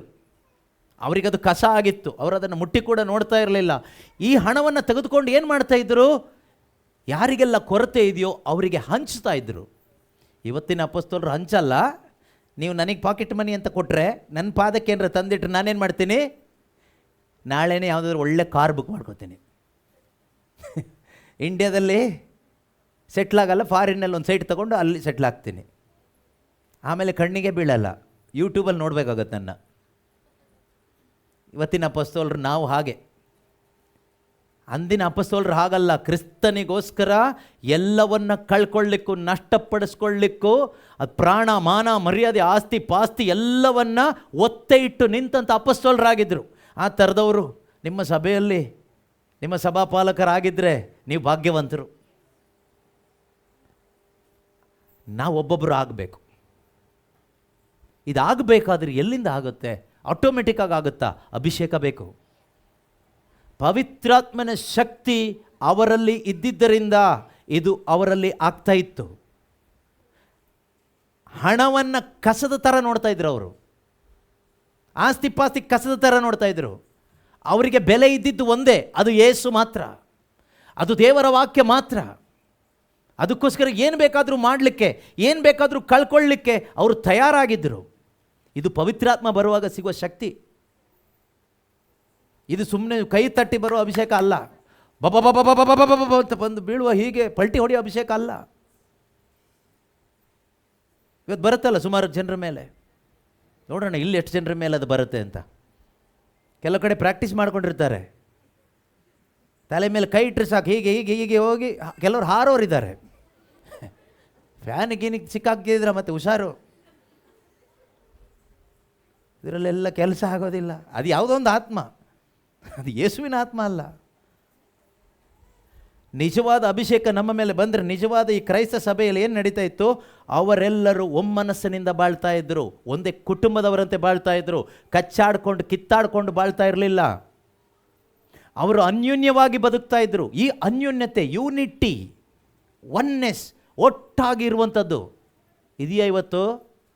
ಈ ಸಭೆಯವ್ರನ್ನ ಕಂಡ್ರೆ ಆ ಸಭೆಗಾಗಲ್ಲ, ಆ ಪಾಸ್ಟ್ರನ್ನ ಕಂಡ್ರೆ ಈ ಪಾಸ್ಟ್ರಿಗಾಗಲ್ಲ, ಕ್ಯಾಥಲಿಕ್ನ ಕಂಡ್ರೆ ಪ್ರೊಟೆಸ್ಟೆಂಟ್ಗಾಗಲ್ಲ, ಪ್ರೊಟೆಸ್ಟೆಂಟ್ ಕಂಡ್ರೆ ಕ್ಯಾಥಲಿಕ್ ಆಗಲ್ಲ, ಪೆಂಟೆಕಾಸ್ಟ್ ಕಂಡ್ರೆ ಇನ್ನೊಬ್ರಿಗಾಗಲ್ಲ. ಯಾವ ಆತ್ಮ ಇದು? ಯಾವ ಅಭಿಷೇಕ ಇದು? ಇದು ಅವನ ಯಾವುದೋ ಒಂದು ಸ್ಪೆಷಲ್ ಅಭಿಷೇಕ. ಪವಿತ್ರಾತ್ಮನ, ದೇವರಾತ್ಮನ ಅಭಿಷೇಕ ಈ ಕೆಲಸ ಮಾಡಲ್ಲ. ದೇವರಾತ್ಮನ ಅಭಿಷೇಕ ತಗ್ಗಿಸಿಕೊಳ್ತಂತೆ ಮಾಡ್ತದೆ, ನಮ್ಮನ್ನು ತಗ್ಗಿಸಿಕೊಳ್ಳುವಂತೆ ಮಾಡ್ತದೆ. ಎಲ್ಲರೊಂದಿಗೂ ಒಂದಾಗಿ ಇರಲಿಕ್ಕೆ ಶಕ್ತಿ ಕೊಡ್ತದೆ ಈ ಅಭಿಷೇಕ. ಚದುರಿಸುವ ಅಭಿಷೇಕ ಅಲ್ಲ, ಒಟ್ಟಾಗಿ ಸೇರಿಸೋದು ದೇವರಾತ್ಮನ ಅಭಿಷೇಕ. ಇವತ್ತು ನಾವು ಚದುರಿಸ್ತಾ ಇದ್ದೀವಿ ದೇವರ ಹೆಸರಲ್ಲಿ, ವಾಕ್ಯದ ಹೆಸರಲ್ಲಿ, ಯೇಸುವಿನ ಹೆಸರಿನಲ್ಲಿ. ಕಾರಣ ಏನು? ಅಭಿಷೇಕ ಇಲ್ಲ. ಅಭಿಷೇಕ ಇಲ್ಲ. ನಾವು ಅಭಿಷೇಕದ ಬಗ್ಗೆ ಭಾಷಣ ಬಿಗಿತೀವಿ, ಆದರೆ ಅಭಿಷೇಕ ಇರೋದಿಲ್ಲ. ಅಭಿಷೇಕ ಇದ್ದರೆ ನಾವು ಒಟ್ಟಾಗಿ ನಿಲ್ತೀವಿ, ಒಟ್ಟು ಸೇರಿಸ್ಲಿಕ್ಕೋಸ್ಕರ ಆಸೆ ಪಡ್ತೀವಿ. ಆ ಐಕ್ಯತೆಗೆ ಆದಿ ಸಭೆಯಲ್ಲಿ ಅದಿತ್ತು. ಅವರೆಲ್ಲರೂ ಒಟ್ಟಾಗಿದ್ದರು. ಅವರಲ್ಲಿ ಕೊರತೆ ಇದ್ದವರು ಒಬ್ಬರೂ ಇರಲಿಲ್ಲ.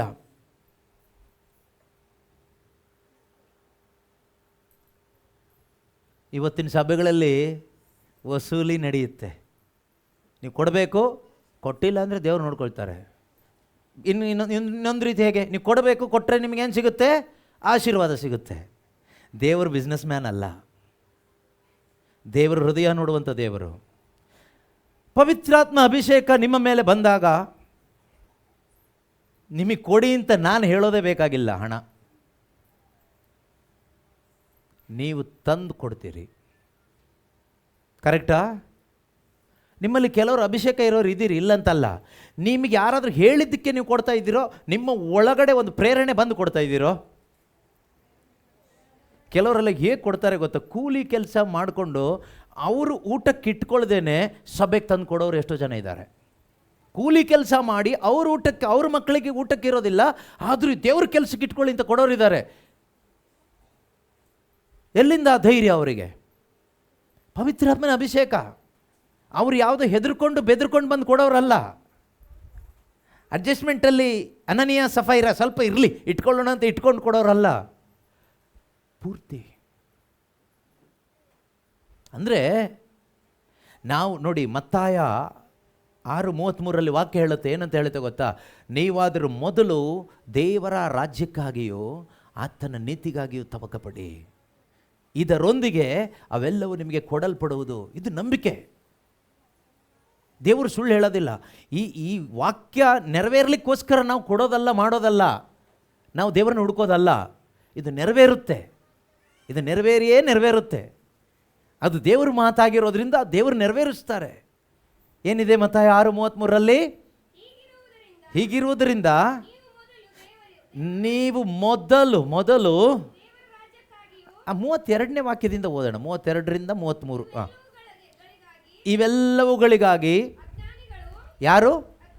ಇವೆಲ್ಲವುಗಳಿಗಾಗಿ ಅಂದರೆ ಯಾವುದಕ್ಕಾಗಿ? ಮೇಲಿನ ವಾಕ್ಯ ಓದಿದರೆ ಇನ್ನೂ ಸಿಗುತ್ತೆ ನಮಗೆ. ಯಾವುದಕ್ಕಾಗಿ? ತಿನ್ನಲು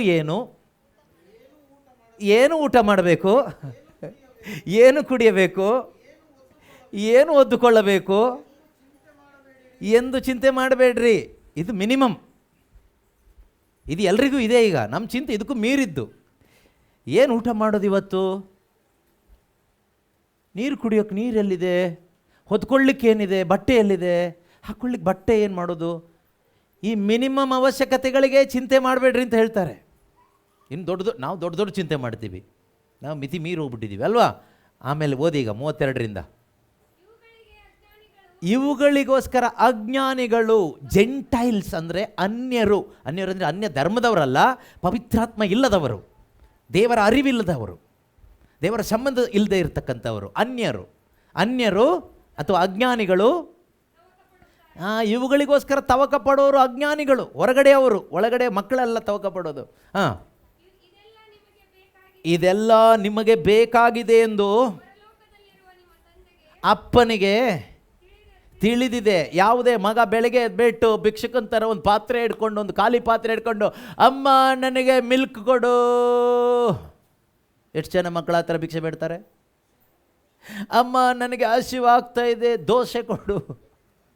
ಅಮ್ಮ ನನಗೆ ಸ್ನಾನ ಮಾಡಬೇಕು, ಸ್ನಾನಕ್ಕೆ ನೀರು ಕೊಡು ಅಂತ ಒಂದು ಪಾತ್ರೆ ಬಕೆಟ್ ಹಿಡ್ಕೊಂಡು ಭಿಕ್ಷೆ ಬೇಡ್ತಾರ? ಇಲ್ಲ. ಬಚ್ಚಲಿಗೆ ಹೋಗ್ತಾರೆ, ಸ್ನಾನ ಮಾಡ್ತಾರೆ, ದೋಸೆ ಬೇಯ್ತಾ ಇರ್ತದೆ, ಪ್ಲೇಟಿಗೆ ಹಾಕ್ಕೊಂಡು ತಿಂತಾರೆ. ಅಮ್ಮನೇ ಕಾಫಿ ತೊಗೊಂಡು ಬಂದು ಇಡ್ತಾಳೆ, ತಗೋ ಕುಡಿ ಅಂತ. ಶಾಲೆಗೆ ಹೋಗೋ ಮಕ್ಕಳಿಗೆ ಅಪ್ಪ ಅಮ್ಮನೇ ತಲೆ ಬಾಚಿ ಕಳಿಸ್ತಾರೆ, ಬಟ್ಟೆ ಚೇಂಜ್ ಮಾಡಿಸಿ ಅವರೇ ಕಳಿಸ್ತಾರೆ. ಸ್ವರ್ಗದಲ್ಲಿರುವ ನಿಮ್ಮ ಅಪ್ಪನಿಗೆ ಗೊತ್ತಿದೆ ನಿಮಗಿದೆಲ್ಲ ಅವಶ್ಯಕವಾಗಿ ಬೇಕು ಎಂದು. ನಿಮ್ಮ ಅವಶ್ಯಕತೆಗಳು ಏನು ಎಂದು ತಿಳಿದಿರುವ ಒಬ್ಬ ಅಪ್ಪ ನನಗಿದ್ದಾನೆ ಎಂದು ನಮಗೆ ಗೊತ್ತಿರಬೇಕು. ನಮ್ಮ ಅಪ್ಪ ಸುಮ್ಮನೆ ಸಂಡೇ ಮಾತ್ರ ಬಂದು ಮಂಡೆಯಿಂದ ಕಣ್ಮರೆ ಆಗುವ ಅಪ್ಪ ಅಲ್ಲ. ಎವ್ರಿ ಡೇ ದೇವರಿಗೆ ರೆಸ್ಟ್ ಇಲ್ಲ, ಆಯಿತಾ? ದೇವರಿಗೆ ವಿಶ್ರಾಂತಿ ಇಲ್ಲ, ವೆಕೇಷನ್ ಇಲ್ಲ. ದೇವರೆಲ್ಲೂ ಟೂರ್ ಹೋಗೋದಿಲ್ಲ. ಭಾನುವಾರ ನಾನಿಲ್ಲಿ ಸಿಗ್ತೀನಿ ನಿಮಗೆ, ಸೋಮವಾರದಿಂದ ನಾನು ಬ್ಯುಸಿ ಇರ್ತೀನಿ, ನಾನು ಸಿಗೋದಿಲ್ಲ, ನಿಮ್ಮದು ಏನೇನು ಮಾಡಬೇಕು ಪಾತ್ರೆ ತಗೊಂಡು ಭಿಕ್ಷೆ ಬೇಡಿ, ಆ ಥರ ಏನಿಲ್ಲ. ಗಾಡ್ ಈಸ್ ಆಲ್ವೇಸ್ ತಾನಾಗಿ ಇರುವಾತನು, ಇರುವವನಾಗಿ ಇರುವಾತನು, ಯಾವಾಗ ಇರುವಾತನು? ಯಾವಾಗಲೂ ಇರುವಾತನು. ಯಾವಾಗಿಂದ? ಅನಾದಿಯಿಂದ. ಯುಗಗಳಿಗಿಂತ ಮುಂಚಿತವಾಗಿಯೇ, ಕಾಲಕ್ಕಿಂತ ಮುಂಚಿತವಾಗಿ ಆತನಿದ್ದಾನೆ. ಆತನನ್ನು ಯಾರು ಉಂಟು ಮಾಡಿಲ್ಲ, ತಾನಾಗಿ ಇದ್ದಾನೆ. ಅವನು ಯಾವತ್ತೂ ಆಬ್ಸೆಂಟ್ ಆಗಿಲ್ಲ, ಆಗೋದು ಇಲ್ಲ. ನಾವು ನೀವು ಆಗ್ತೀವಿ. ಅಂಥ ಮಹಾ ದೇವರಿದ್ದಾರೆ ನಮಗೆ. ಆ ದೇವರು ನಮ್ಮ ತಂದೆ. ಯಾವಾಗಾದರೂ ನೀನು ಪರಿಶುದ್ಧಾತ್ಮನನ್ನು ಪಡ್ಕೊಂಡಾಗ ಆ ದೇವರು, ಆ ಮಹಾ ದೇವರು, ಆ ಸರ್ವಶಕ್ತನಾದ ದೇವರು ನಿನ್ನ ಅಪ್ಪ ಆದರು. ನೀನು ದೇವರ ಮಗನಾದೆ. ಅಪ್ಪ, ಎಂಥ ಒಂದು ಸೌಭಾಗ್ಯ. ಈಗ ನೀನೇನು ಕೇಳೋ ಅವಶ್ಯಕತೆ ಇಲ್ಲ. ಸಾಧಾರಣ ಅಪ್ಪ ಅಮ್ಮಂದ್ರ ಹತ್ರ ನೀವು ಕೇಳೋದು ಬೇಕಾಗಿಲ್ಲ. ಎಷ್ಟು ಜನ ಚಿಕ್ಕ ಚಿಕ್ಕ ಮಕ್ಕಳು ಅವರು ಓದಬೇಕು, ವಿದ್ಯಾಭ್ಯಾಸ ಮಾಡಬೇಕು ಅಂತ ಅಪ್ಪ ಅಮ್ಮನ ಹತ್ರ ಭಿಕ್ಷೆ ಬೇಡಿ ವಿದ್ಯಾಭ್ಯಾಸಕ್ಕೆ ಹೋಗಿದ್ದಾರೆ? ಇಲ್ಲ.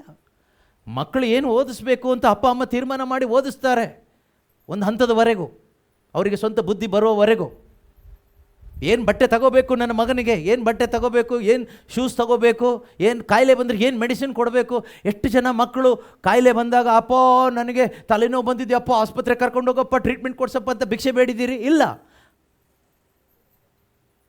ತಲೆನೋವಂತ ಮಲ್ಕೊಂಡಾಗಲೇ ಅಪ್ಪ ಎತ್ಕೊಂಡು ಹೋಗ್ತಾರೆ ಆಸ್ಪತ್ರೆಗೆ. ಈ ಲೋಕದ ಒಬ್ಬ ಅಪ್ಪ, ಕೆಟ್ಟವರಾದ ನೀವೇ ನಿಮ್ಮ ಮಕ್ಕಳಿಗೆ ಒಳ್ಳೆಯದನ್ನು ಕೊಡಲಿಕ್ಕಾದರೆ ಸ್ವರ್ಗದಲ್ಲಿರುವ ಒಳ್ಳೆಯವನಾಗಿರ್ತಕ್ಕಂಥ ತಂದೆಯಾದ ದೇವರು ನಮಗಿನ್ನು ಎಷ್ಟೋ ಹೆಚ್ಚಾಗಿ ಒಳ್ಳೆಯದನ್ನು ಕೊಡ್ತಾರೆ. ಆದುದರಿಂದ ಅದಕ್ಕಾಗಿ ಕೊರಗಬೇಡಿ. ನೀವು ಅದರ ಮೊದಲು ಓದಿ. ಹೀಗಿರುವುದರಿಂದ ನೀವು ಮೊದಲು ಯಾವಾಗಲೂ ದೇವರ ರಾಜ್ಯಕ್ಕಾಗಿ, ಅಂದರೆ ಪರಿಶುದ್ಧಾತ್ಮನಿಗಾಗಿಯೂ ಅವರ ಶಕ್ತಿಗಾಗಿಯೂ ನೀತಿಗಾಗಿಯೂ ತವಕ ಪಡಿ, ಒಳಗಡೆಯಿಂದ ಆಸೆ ಪಡಿ. ಇವುಗಳ ಕೂಡ ಅವೆಲ್ಲವೂ ನಿಮಗೆ ದೊರಕವು. ಇವುಗಳ ಕೂಡ ಅವೆಲ್ಲವೂ ದೊರಕುತ್ತದೆ. ಯಾಕೆ ನಮಗೆ ದೊರಕ್ತಾ ಇಲ್ಲ? ನಾವಿನ್ನೂ ಮಕ್ಕಳಾಗಿಲ್ಲ. ನಾವಿನ್ನೂ ತಂದೆಯಾದ ದೇವರಿಗೆ ನಿಜವಾದ ಅಧಿಕಾರವುಳ್ಳ ಮಕ್ಕಳಾಗಿಲ್ಲ. ಸತ್ಯವನ್ನು ಅರಿತುಕೊಂಡ ಮಕ್ಕಳಾಗಲಿಲ್ಲ. ಅದಕ್ಕೆ ನಾನು ಪ್ರಾರಂಭದಲ್ಲಿ ಮೊದಲನೇ ವಾಕ್ಯ ಇವತ್ತು ಪ್ರಾರಂಭ ಮಾಡಿದ್ದು, ನೀವು ಸತ್ಯವನ್ನು ಅರಿತುಕೊಳ್ಳುವಿರಿ, ಸತ್ಯದ ಅರಿವು ನಿಮಗೆ ಬಿಡುಗಡೆ ಕೊಡ್ತದೆ. ಇದೇ ಸತ್ಯ. ಮಕ್ಕಳಿಗೆ ಪೂರ್ತಿ ಅಧಿಕಾರ ಇದೆ, ಮಕ್ಕಳಿಗೆ ಪೂರ್ತಿ ಸ್ವಾತಂತ್ರ್ಯ ಇದೆ. ನೀವು ದೇವರ ಮಕ್ಕಳಾದರೆ, ಪರಿಶುದ್ಧಾತ್ಮನ ಸ್ವೀಕಾರ ಮಾಡಿದವರೆಲ್ಲರೂ ದೇವರ ಮಕ್ಕಳೇ. ದೇವರ ಮಕ್ಕಳಾದರೆ ನಿಮಗೆ ಪೂರ್ತಿ ಹಕ್ಕಿದೆ, ಅಧಿಕಾರ ಇದೆ.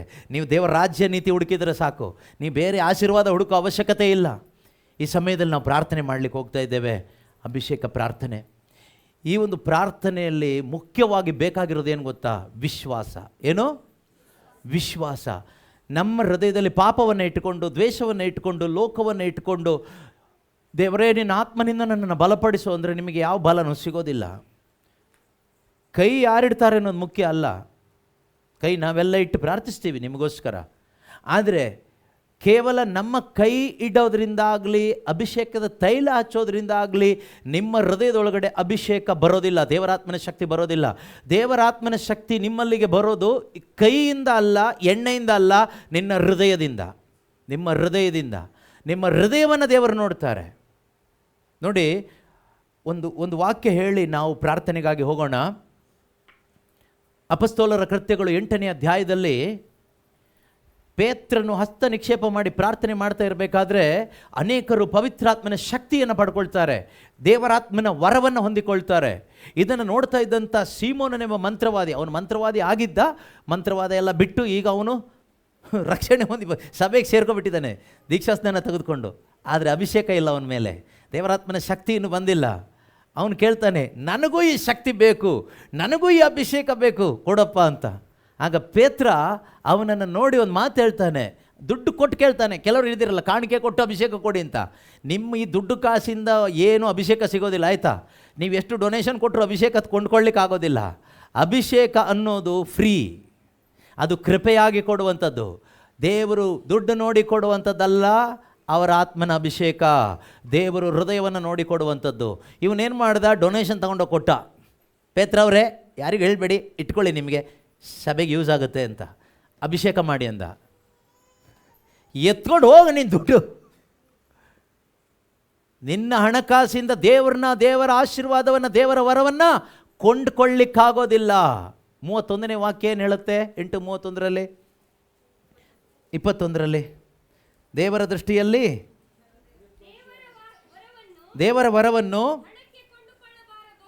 ದೇವರ ವರವನ್ನು ಹಣಕ್ಕೆ ಕೊಂಡುಕೊಳ್ಳಬಹುದೆಂದು ಭಾವಿಸುತ್ತೀಯೋ? ಆಮೇಲೆ ಈ ಕಾರ್ಯದಲ್ಲಿ ನಿನಗೆ ಭಾಗ್ಯವೂ ಇಲ್ಲ, ಪಾಲು ಇಲ್ಲ. ನಿನ್ನ ಹೃದಯವು ಯಾರ ಮುಂದೆ? ಬೋಧಕನ ಮುಂದೆ ಅಲ್ಲ, ಪ್ರಾರ್ಥನೆ ಮಾಡುವನ ಮುಂದೆ ಅಲ್ಲ, ಕೈ ಇಟ್ಟು ಪ್ರಾರ್ಥನೆ ಮಾಡ್ತೀವಲ್ಲ ಅವ್ರ ಮುಂದೆನೂ ಅಲ್ಲ. ಯಾರ ಮುಂದೆ? ಹೃದಯವನ್ನು ನೋಡುವ ದೇವರ ಮುಂದೆ ನಿನ್ನ ಹೃದಯವು ಸರಿ ಇಲ್ಲ. ಹಾಗಾದ್ರೆ ಏನು ಮಾಡ್ಕೋಬೇಕೀಗ? ಸರಿ ಮಾಡ್ಕೋಬೇಕು. ಏನು ಸರಿ ಮಾಡ್ಕೋಬೇಕು? ಹೃದಯ ಸರಿ ಮಾಡ್ಕೋಬೇಕು.